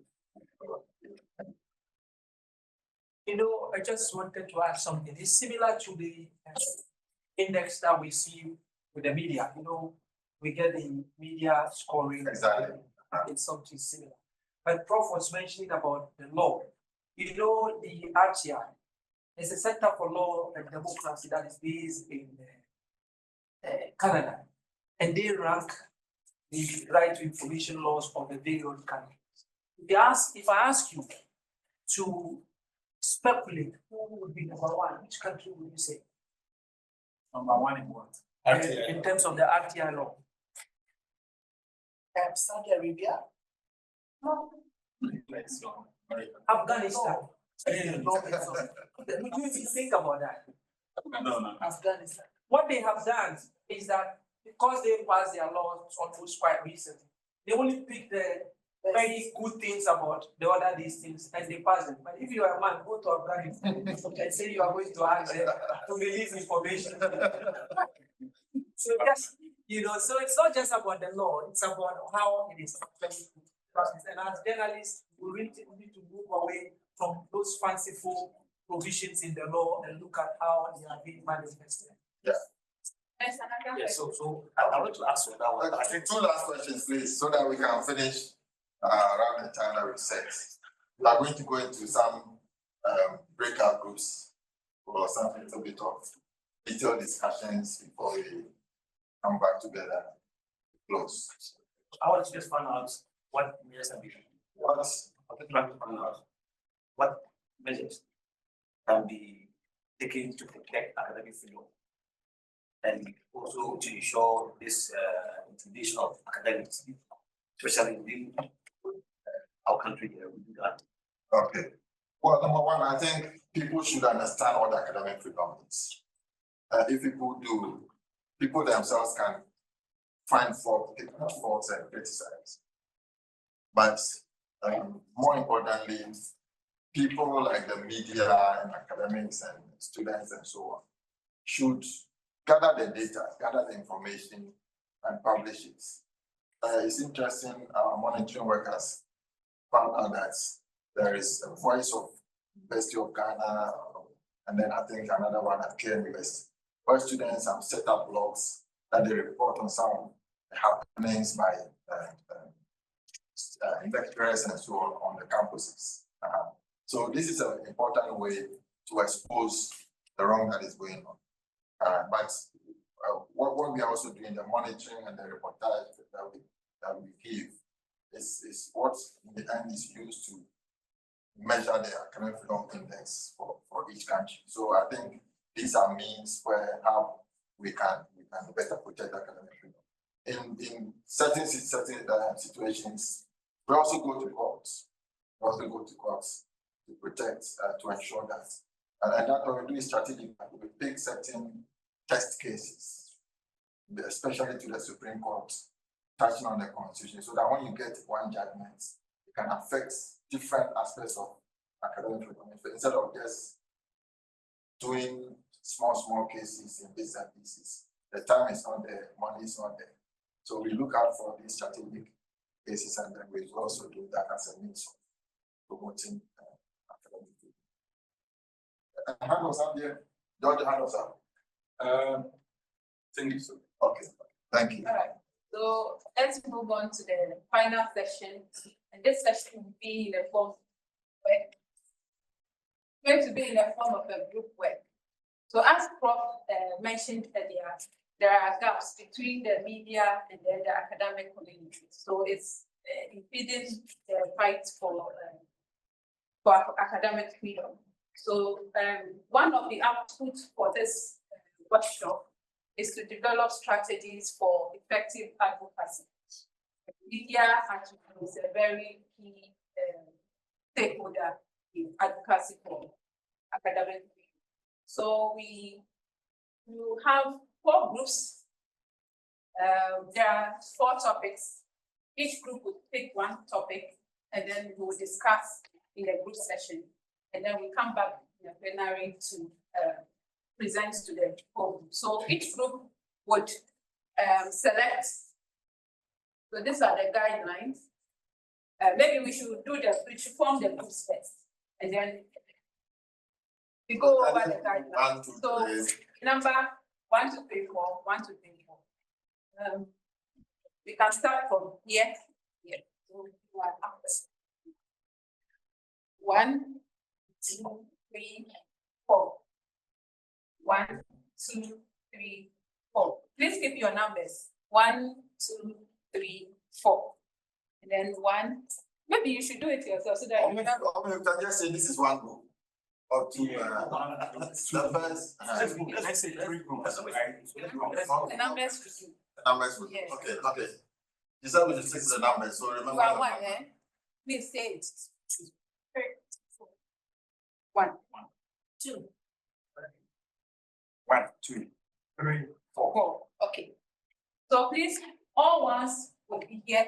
No, let's see. All ones here. 2s at the back. 3 and then 4. Let's leave the chairs. You can please move. 1, 2 at the back, 3 and then 4. I think it's fine. Okay, so please 4, 3, please select the facilitator. The one to facilitate the discussion. And then you also select someone to facilitate, and then the person cannot do the presentation. All right, so these are your let's do 30 minutes of discussion because we are behind time, and then we do 5 minutes presentation. So please be concise with your presentation. 5 minutes. Yeah. Let's do 25 minutes. Okay.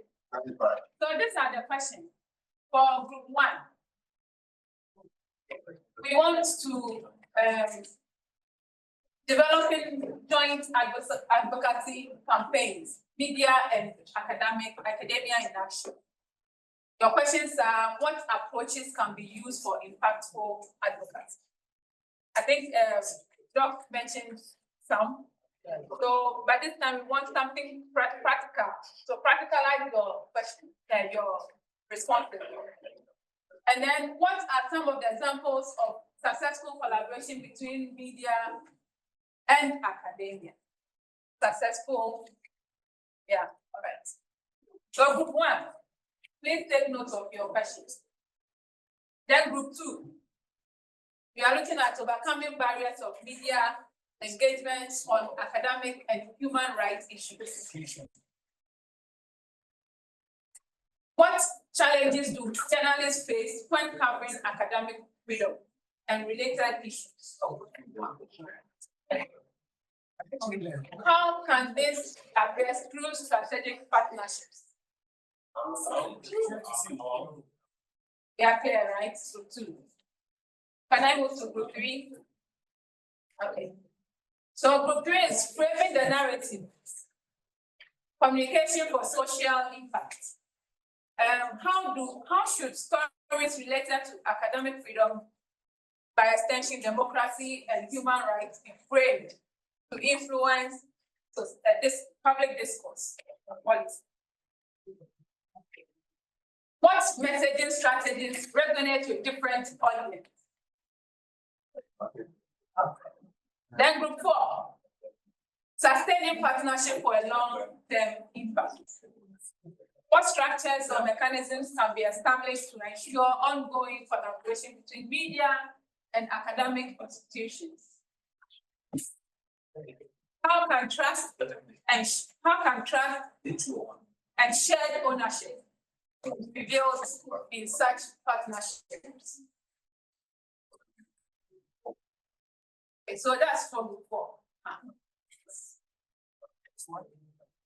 Very good. We can start our discussion.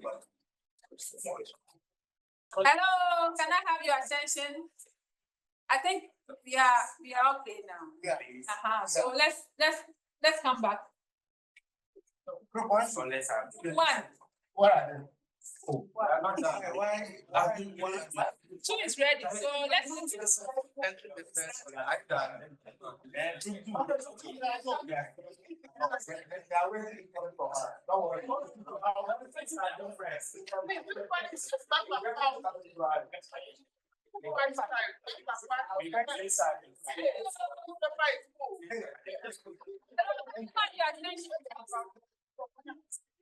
Can I have your attention, please? So group two is presenting group two's question.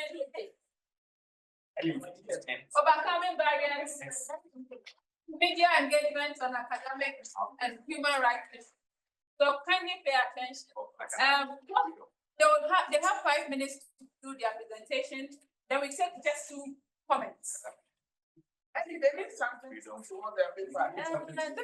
This. Then I will hold it. Hold it, yes.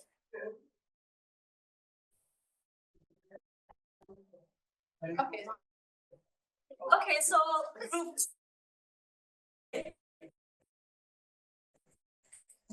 overcoming barriers to media engagement and human rights issues. And the 2 subtopics supposed to tackle were what challenges students face when covering academic freedom and related issues, and how can these be addressed through strategic partnerships. Okay, so for the very first subtopic, this is what we put together: challenges journalists face. We said refusal of academia to grant further interviews. Once they are done with whatever topic they are addressing, we find it difficult getting them to give clarity, because sometimes media houses would need, for instance, now there's a proliferation of our local language media houses where we need to understand this academic lingua in Chi and in Ga and in all our local dialects in order to disseminate English first before the local dialect. Understanding the academic lingua in English First and foremost in English, sometimes they are even too big for us to understand.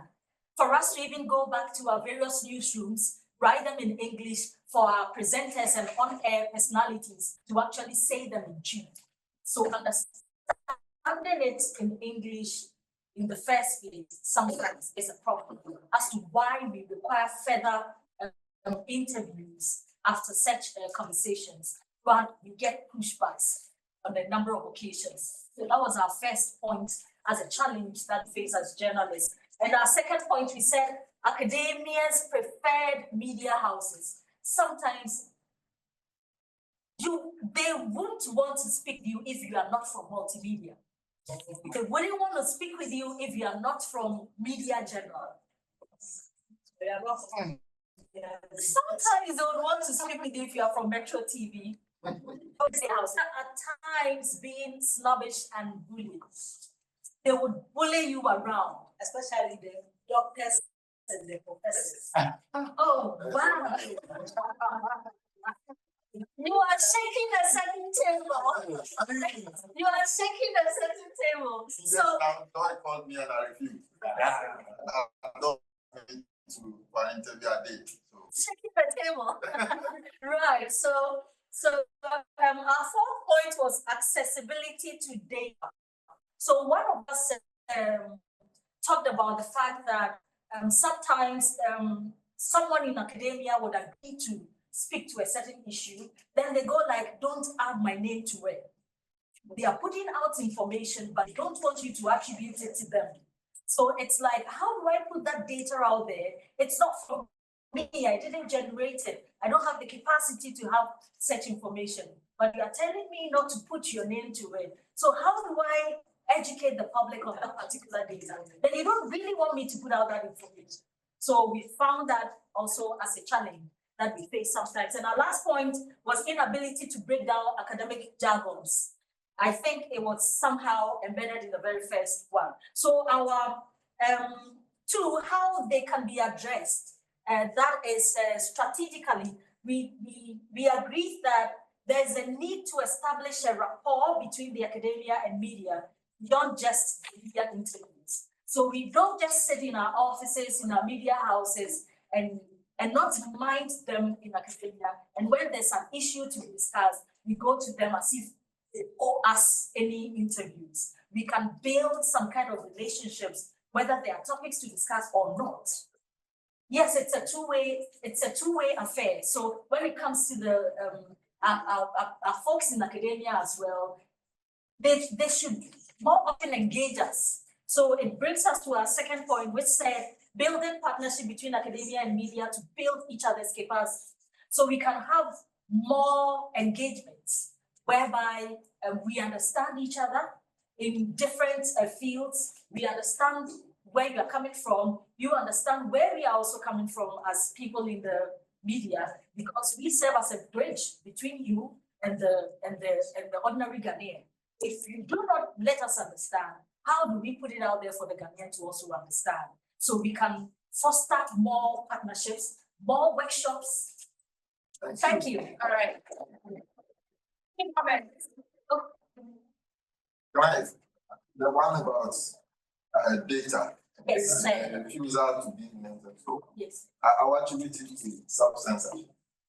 Sometimes because of maybe the sensitivity of them, they don't want to link their names to that. So, for example, if you want to interview an university lecturer, the lecturer should have sought permission from the university before releasing that information, which we some of us don't oblige or want to follow it, because it's a violation of our academic. Thank you very much. Any comments? Yeah, I think there are no comments.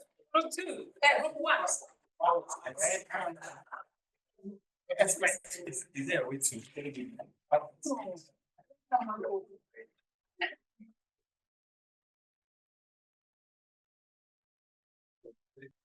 So, on behalf of group one, so this is the kind of question we have been exposed to.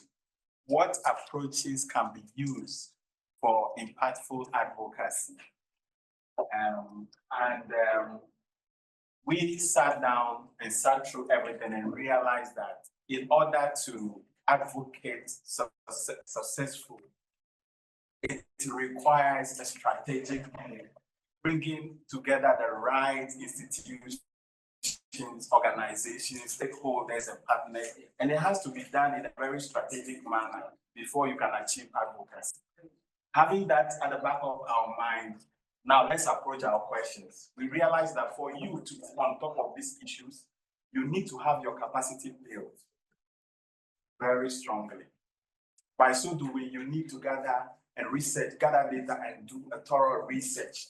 What are we trying to establish over here? To find out about academic freedom, how do we protect, promote it, and ensure that rights are respected, protected, and fulfilled. So by so doing, we need to have our capacity built. Just like as we have all come together, we're already a stakeholder to ACAF, and we are having our capacities honed so that we can be in a better position. So this is the first step of ensuring a successful advocacy. So we know that we need to also build a coalition, form an alliance. And this is a typical example of an alliance that brought us together here. So we're also looking at public awareness campaign. So after getting all the knowledge and information, we need to sensitize the public, let the public also, the institution also be aware that this is what we are doing, and these are the kind of information that are required to ensure a successful advocacy. Having said that, we are also talking about social media. We'll do a media outreach. We'll use the social media. We can use our Facebook. We can use Twitter and other. We are even zooming into storytelling, sharing personal stories about what happened out there that will bring to people to let them be our case studies that this is what is actually happening. And when it happens here, these are the steps that we are going to take to ensure that we nip it in the bud. So policy advocacy, we are looking at effective policy advocacy by proper collaboration, building the right networks, bringing the right stakeholders together. We would now come up with a policy paper that we will advocate strongly. There are a lot of things that need to be changed. Like for instance, Prof touched about a lot of happening in schools, universities out there. The restrictions are just too much. We need to come out with a policy advocacy to ensure that we advocate strongly and have these things put in place, in the right place. So we are also engaging policy makers in this direction. So we are, like I said, we'll be drafting position papers, coming out with position papers. We will organize workshops and seminars to educate faculties and the public at large. So now that takes me to the second question. What are some examples of successful collaborating between the media and academia? So we have established, this whole thing of academic freedom is not, it hasn't came much on our grounds here. Although we have said that, I'm sorry if we have deviated, but we are using a global standard. We have seen this thing happen outside. In fact, I was here the last time when they launched this whole beautiful program.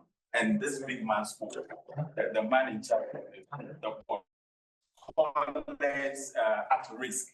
The example of a successful collaboration that has made an impact on the global arena. So we bring it here for you to see. We know what you want, but we won't give it to you. But we are looking at the global standard, you know.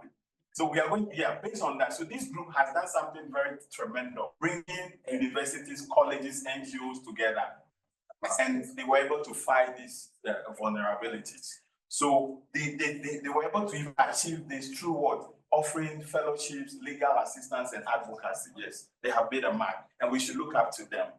So we're also looking at, so they have also impacted hundreds of scholars based on what they have done. So that is one of the global bodies that we are talking about. But aside that, we have the American Association of University Professors.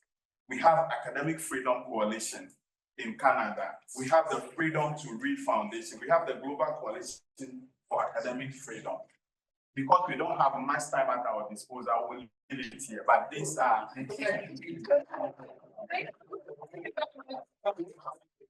Any comment, please?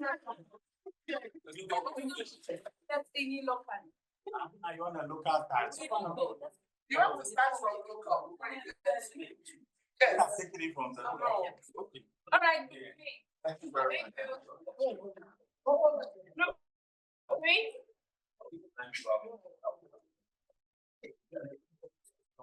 Five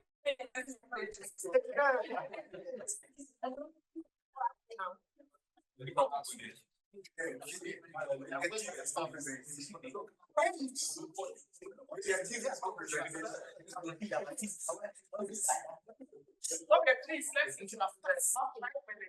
So we are going to pray and we focused on framing the narrative, effective communication for social impact. So we looked at how stories related to academic freedom, democracy, human rights will be framed to influence one, the public discourse, and then two, policy. And what message, and then the message strategies that resonate with this two different audiences. So we looked at strategic storytelling. And if you say strategic storytelling, we looked at it from the perspective of the public. You have to be strategic when we are telling the story. And being strategic means one, we have to humanize the stories, or we have to do humanized-centered reportage that will appeal to the senses of the public. For example, in relation to academic freedom, we can report or we can do an in-depth report. Let's say a lecturer or a professor that has been arrested, maybe for a column piece in the newspaper that is damning the government or exposing certain things that have been in prison. So we can do a detailed story about that professor, how his incarceration is affecting his family, is affecting the university. So the person sitting at home watching that reportage, maybe as a son or a cousin or a daughter or a son in that university, that is also receiving knowledge from that professor. So when that person watches that thing, it will appeal to sense, hey, could you invest with not lecture your cultures and they will see actually now to me. He says, here, I'm about all lectures man be already. So such a person, when you call for demonstration to force government to release the lecture, that person is likely to join because you've done what? A story that has humanized what? That aspect that relate to academic freedom, yes. And then also, emphasize on the consequences. So how is the incarceration of a lecturer affecting what? Teaching and learning or affecting students in the university?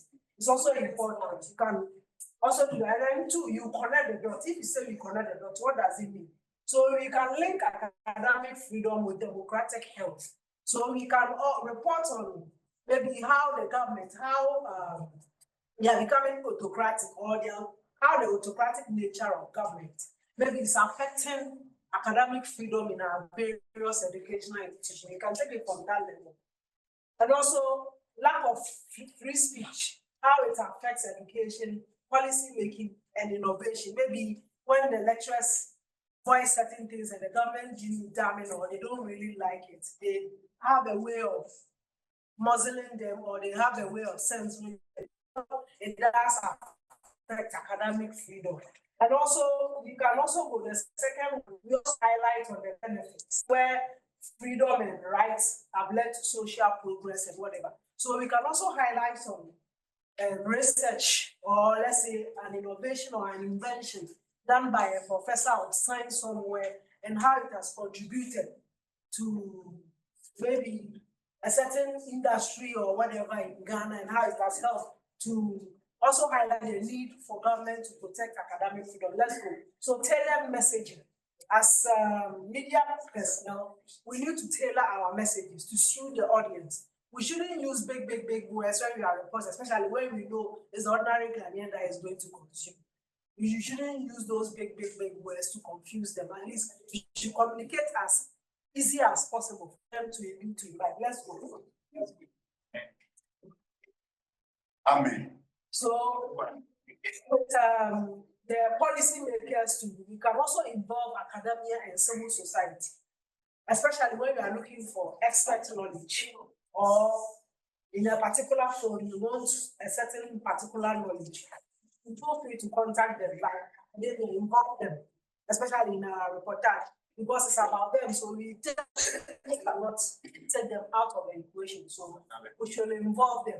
And then finally, we should also appeal to international audience, because in such cases, usually we have international organizations like Amnesty International, like Netizens, and those international human rights organizations also monitoring everything. So we can also use them, and also we can make use of credible voices and influencers to also add to the voice, okay, for the need to get academic freedoms, human rights, and everything in our educational institutions.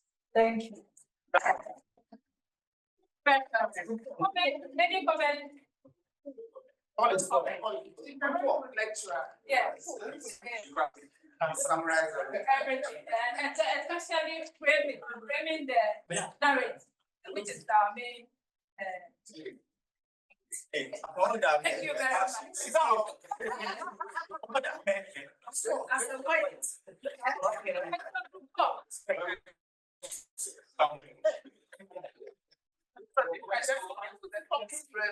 Can I have that? We do this in this house. So our own is about what structure mechanism can be established to ensure ongoing collaboration between media and academic. So we are seeing that beyond the calling to say, Prof, that is issue, this kind of issue, we sometimes will go to Prof or go to the schools or to the institution ourselves. Instead of we calling them all the time. That's the first thing. We are saying that we have what we call feedback mechanism. So, for example, we have called the institution for interview. When we are interview, we would like to give the school what you spoke to at the last time. People are praising you for A or B. So continue. So that's the feedback mechanism we want to do. Then we are saying that there should be voluntary support. So, for example, when you have your event, in order to make sure that we have that collaboration going on, we will come to your school or come to your institution and give you our report. Let's say we'll come and cover for free. If it's a TV station, if it's a radio station, you can have what do you call this? You can have a free airtime for you just to cover your event. If it's a radio station, same thing. So that this one can bring the collaboration between us going forward. Then the second one here is okay. So the second one is about how can the trust be shared in ownership? That's the trust. So the trust here, we are saying that for the trust issue, it's one of the major issues that we can look at. Otherwise, if you don't have that trust for the person, whatever he tells you, whatever the person tells you, if he's not supposed to go to the public and go to the public, there'll be a problem. So what will you do?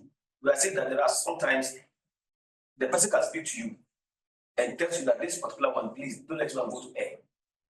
It is up to the relationship between two. So that we don't go out reporting things that the person has said. On media, you can speak for 30 minutes. You can say something that is not good in that 30 minutes interview. There are those that are going to make the news. So pick what's going to make the news. But if there are things that you have said within that 30 minutes, that is negative. Instead of we report the negative part of what you have said, we will not bring that one. Just to protect the image of the person or the institution. So that we don't go on putting, because you have seen some people who don't report everything. The man has said it, I've said this. So I'm giving an example of this one. Because a day myself, I was at an event where our president, sitting vice president, was there as a cabinet minister.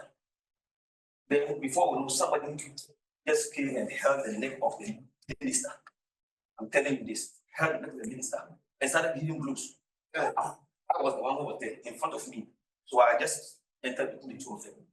Before the people could just come in, the security men quickly came and held another person.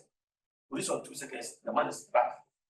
You go and say, oh, this man is somebody close to the vice president, that's what they left him. But he has hit the minister's neck. I was the only person who saw that thing. The other media people were close, they were far from me. So when they got to that place, the thing has already, and they called me and told me, please, this one, you're a media person. It's an in-house matter. You know that I've seen it. Please don't report this. Don't report this. Beg you. If we have that relationship, this kind of story will not go out. Because I have to protect your image. So if I do that, and I'm sure if I call you or if there's anything next time, definitely you will definitely cooperate me. So this is what we are putting there. Finish. That's our story. All right. We have a question for you. Yes. Two solid questions. Okay. The first one, you said, in order to strengthen this partnership, Yes. you do something, you come and cover events for free. Yes. No, you For your word or. No, we are saying that there are events that you be organizing in your institution, for example, it's a school. In order for us to settle that relationship, we are saying that, okay. Okay, so as we have been calling them for interviews, when they are also having their programs in their institutions, we can go by ourselves so that we can cover it for them and then air it for them without them having to, For free, yeah. So let me help on to you. Right, with the free, all of us are media people. You know, we have paid for programs. Yes. So there are certain programs that, like, we can just go and cover for them. That is where the free comes in, not like the normal program that we know that we are going to cover for free. News So report. we have paid. So we are saying that paid for programs. Those are the ones that we are targeting that. So sometimes we can just do it for them for free. The paid for ones that all of us know that these are promotional publications or promotional programs. So these are the free aspects that we are talking about. That's why I'm asking. exactly. So yeah, so that's what he's saying. So we are saying that we can do that for free. So for example, it can be on live programs. When we do live program, you pay for it. But because of that coordination, we can give you a slot and aid for you. That's what we are saying. Not that we, I don't know the figure. By your words, yeah. So I was curious to find out about the incident that you touched on. Yes. With regards to the fight. Oh, still, I have the. Yes, so go on. So you said you came in to come and settle the fight. Exactly. Away, you were away from the look of our other media people. So they did not know what actually happened. And so you were called aside and talked to that, whatever happens should be kept on in the hiding. So I want to find out, when you were called, was there some sort of empowerment? Did you call for any empowerment? That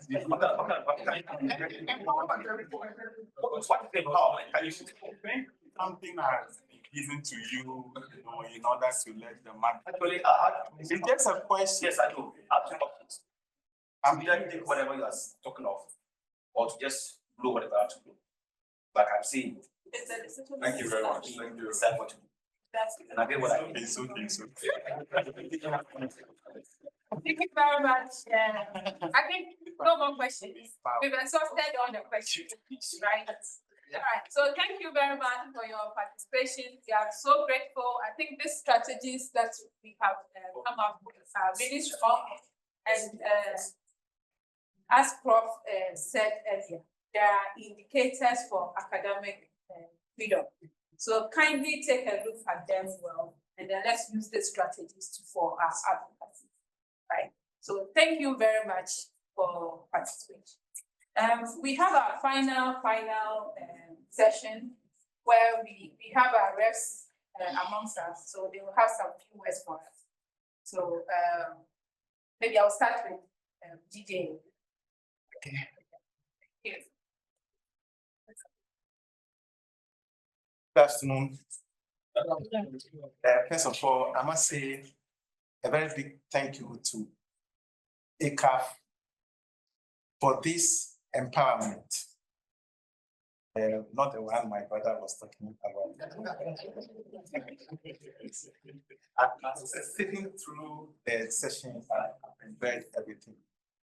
I must also commend ACAF for something they did in the organization of this workshop. They had engaged us, GJA, GIBA, and PRINPAC, to get our input into this workshop. And I'm excited about this because normally it doesn't happen like this. When institutions are organizing programs and events, they do it the way they want it. But ACAF felt the need to consult us to get our input into what we are doing. So it is very much appreciated.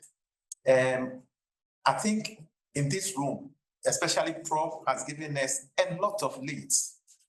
And if you have your news caps on, you should have been picking them. A lot of leads that we can follow up on to even get very good stories as far as academic freedom issues are concerned. We've been told about STMs. Okay, we've been told about plagiarism and many other things that we can use to do our stories. Prof has also given us the indicators, which is very good, serve as a guide on the issues we need to flag and address. What I will want to encourage us to do, I like to do things in depth, and I like the presentation by Group 3.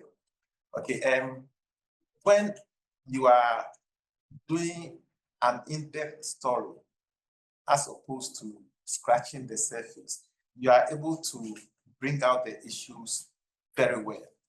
And you are not just hitting and running. Okay, and I would encourage us to pay attention to that. Even as I know there are some of the issues you may have to just pick a report, we should endeavor to commit ourselves to doing very in-depth analytical stories. Many of you may not know, Copy Ghana, every year, they give money to publications, including books and newspaper articles. But when it comes to newspaper articles, they look out for articles that can be referenced. And if you are not doing analytical articles or stories or in-depth stories, your work may not pass for something. And they pay money for it. Sometimes the money is good. So it is always good to do such things. Another thing I will encourage us to do, follow-ups. A lot of the time, we hit it once and we go to sleep. It is important to follow up the stories we do, and so that you are seeing to the very conclusion of the story.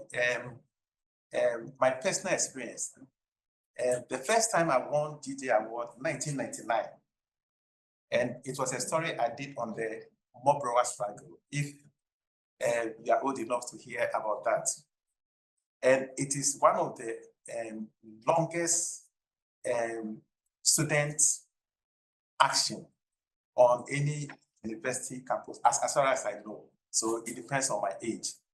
And I covered mob rower struggle from the beginning to the end. And it was a running thing. Okay, and one of the things I also did with that, covering that, was sources. I was able to cultivate sources to the extent that I had sources among the students, among the administration staff. So I was able to get information. And it was one of the stories I did that won me the award. So the point I'm making is that cultivating sources and following up stories are very key. So when we are looking at these issues, let's pay attention to them. And Prof also mentioned something, context, very, very important. And he's given us all the legal frameworks. So when we are doing the stories, let's be mindful of the context. And the context will bring out the issues clearly. And then we'll be doing a good job. Prof, for our part, and I know they are going to do a very good job, but I also think motivation is key. We may have to find a way of motivating them. Sometimes motivation is not only about money, and it could be about activities. And so maybe offenses here and there, and one or two of them may be selected to go along. That is motivation. even in terms of money.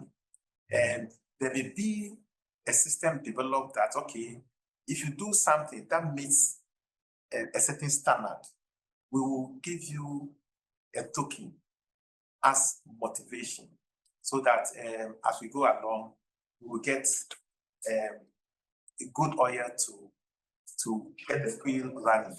Thank you very much. Thank you very much, Mr. Kofi, for the advice. And I like the last ending. And I also like the follow-up. So since we have established this relationship, ACAF and the media, I think there will be more follow-up to us. So we have in our midst also Giba, and represented by Madam Gloria.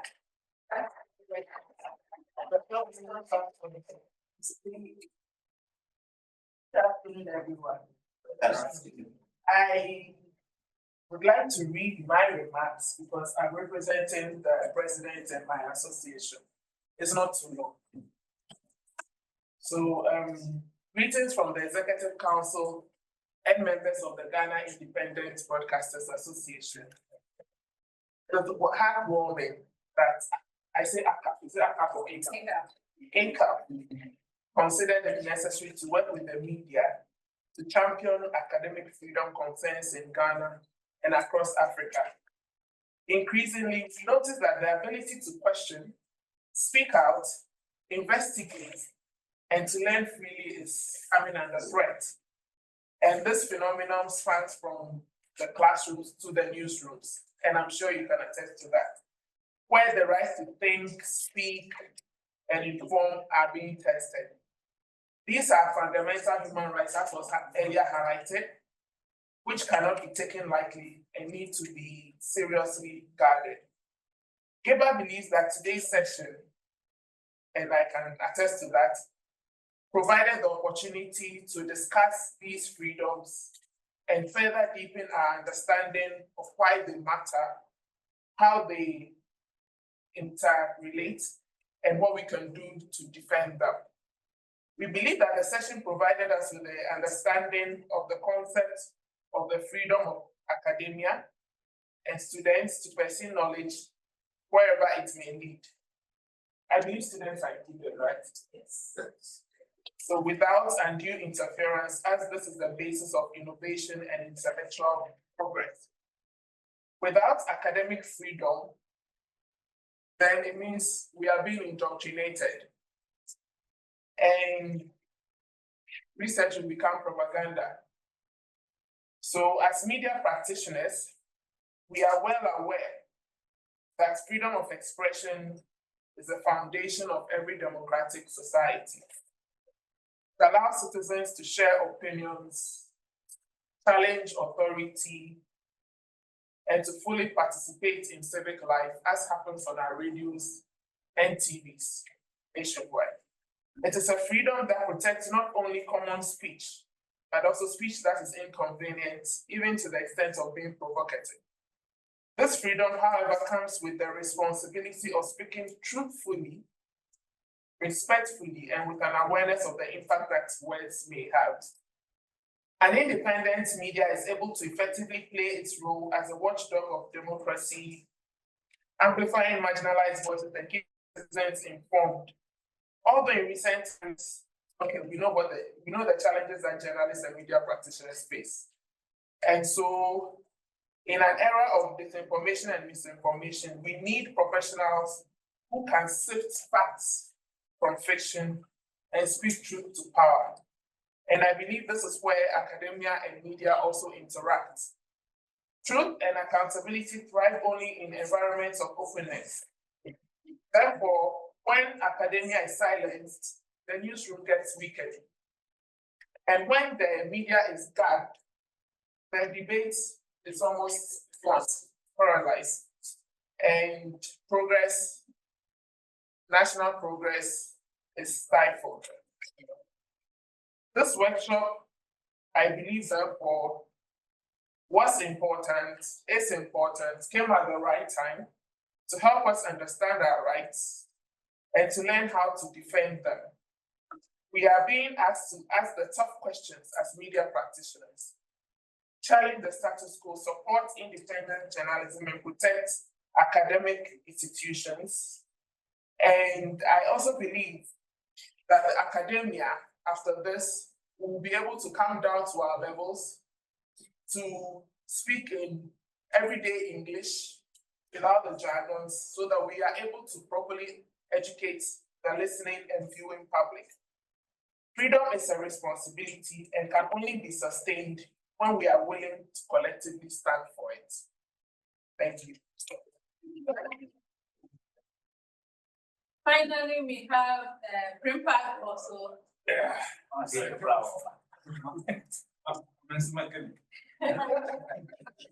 Mr. Speaker. Thank you very much, ladies and gentlemen. I'll follow my sister's footsteps and read my speech. I promise it's very short. Good afternoon, ladies and gentlemen. I bring you greetings from the National Executives of Private Newspapers and Online News Publishers Association of Ghana, DRIMPA. I wish to express our deepest gratitude to ACAF for extending an invitation to DRIMPA to collaborate on this very important initiative. We are honored to be part of this groundbreaking movement that seeks to champion academic freedom, protect intellectual autonomy, and fortify the democratic fabric of our continent. This training has not only shed light on the challenges faced by academic institutions and scholars in Africa, but it has also drawn important connection between the work we do as journalists and the broader fight for freedom of thought, expression, and inquiry. We must never forget that academic freedom and press freedom are two sides of the same coin, each reinforcing the other in the service of truth, justice, and democratic growth. Let me commend the participants, all of you, for your active involvement and keen interest throughout this program. Your presence here today is a clear indication of your commitment to professional excellence and societal progress. I urge you to go beyond today's learning experience and take deliberate steps to deepen your understanding of the issues discussed. Develop and sustain your interest in matters of academic freedom, and let this training shape the way you frame your narrative, conduct your interviews, and pursue your editorial work. Let your story speak truth to power. Let your broadcasts become platforms that highlight academic struggles, amplify scholarly voices, and interrogate the systems that stifle intellectual independence. The media has the power not just to inform, but to reform. And it is our duty to use that power responsibly and fearlessly. At DRIMPA, we are proud to be associated with this cause. We look forward to deepening our collaboration with ACAF and all relevant stakeholders as we collectively work to safeguard the space for critical thinking, research, and innovation without fear or favor. We are committed to using our platforms, our voices, and our network to support the coalition's mission and amplify its impact. Let me once again thank all the organizers, facilitators, and every individual who played a role in making this a success. Let's live here not just informed, but inspired to write more, to question more, and to protect the freedom to think and learn. I also want to add that beyond the training, and this goes to ACAF, beyond training the journalists, the reporters, let us also take into consideration the editors and the publishers of the various publications, because they have major roles to play if this advocacy is to work and be effective. On this note, I thank you all very much. Thank you very much. Let us look that Based on what he added, I'd also like to add that ACAF should seriously look at and consider working with not just the editors, but management of media organizations as well. Because I've been to a number of engagements where sometimes the feedback I get is that the journalists do get trained, but it doesn't transcend to the newsroom or even in the programming. It's because management wasn't brought on board. Editors weren't brought on board. They have their plans and agenda, which they are following. So the editor coming in to bring in anything may not. There are some houses that are open to input. Others may not. So it is critical that that is considered. And then, so that has to do with the engagement bit. And then I think it was Kofi who talked about events, motivation in the form of events. Sometimes even just training is motivation enough for the journalist, him or herself. Okay. And then you may also want to start putting caveats when you're sending out invitations. A percentage of women, a percentage of men. I count only 4 women amongst about 25, 26 of us here. No, this is not gender. This is not gender. I'm not speaking gender, but I am not. Imagine, I am the only female amongst them. And we work very well together. But it is nice to see my fellow women. Okay, so that is by the so the motivation as well. If you have access, I do not know who your funders are, but if you have access to, so I mentioned the training, then maybe equipment, not necessarily huge, big equipment. It could be just maybe a cute small recorder or an Android phone or something, I don't know. It depends on what you have access to. And then public awareness. What is that? The motivation. Okay. That's the motivation aspect. Then somebody talked about public awareness. I think it was a group talking about public awareness campaigns. It is not in space. Just as how that gentleman kept on asking for free. That one too has its conditions attached to it. Because especially now in Ghana, forget about nothing is free. The market size is like this. And the players are like this. Because we are talking about 805 only radio station authorizations, and then about 200 or so TV stations, all playing within the small space that we have here. That's the online. Meanwhile, the online is now competing ferociously with the traditional media. So all these things need to be balanced properly.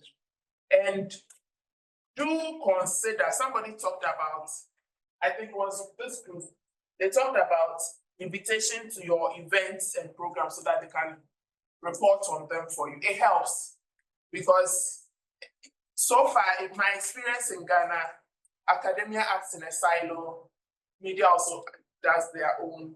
And sometimes even someone may feel the other person is intruding in their space. I think that also has to be looked at. Okay, so these are the points I noted. Thank you very much. All the points that have been made are very much well noted. I think moving forward, we'll be working with you all the time. So from this workshop, Mr. George says, beyond it, let's use our voice to amplify the work of ACAF. So from this workshop, I believe we will have a feature in your in your space, a feature in your newspapers, online, TVs, and radios. Thank you very much for your participation. I think we have the final director. That's okay. Well, I mean, you said everything, so we just want to thank you once again. And the motivation, I think we will certainly look at that and ways of collaborating further, certainly. I think the program exceeded my expectations, actually. I'm excited by the excitement shown, the enthusiasm, and the commitment. So it's all well made. And I think going forward, we'll probably look at the possibility of getting some funding to reward as an award for best coverage of an academic development. So a GG award, yeah. So we'll look into that, for example, as one of the means of motivating reportage on academic development. So all the good points are noted, all the feedback from the breakout sessions are noted. So we'll put everything together, check up this with you. And also, as I said, I'm going to bring up my slides a bit and also put them to you, especially the second one on the laws and then the indicators. Thank you very much. We'll be in touch. We have a group photograph. Yes. Outside or inside. I think we should have it there.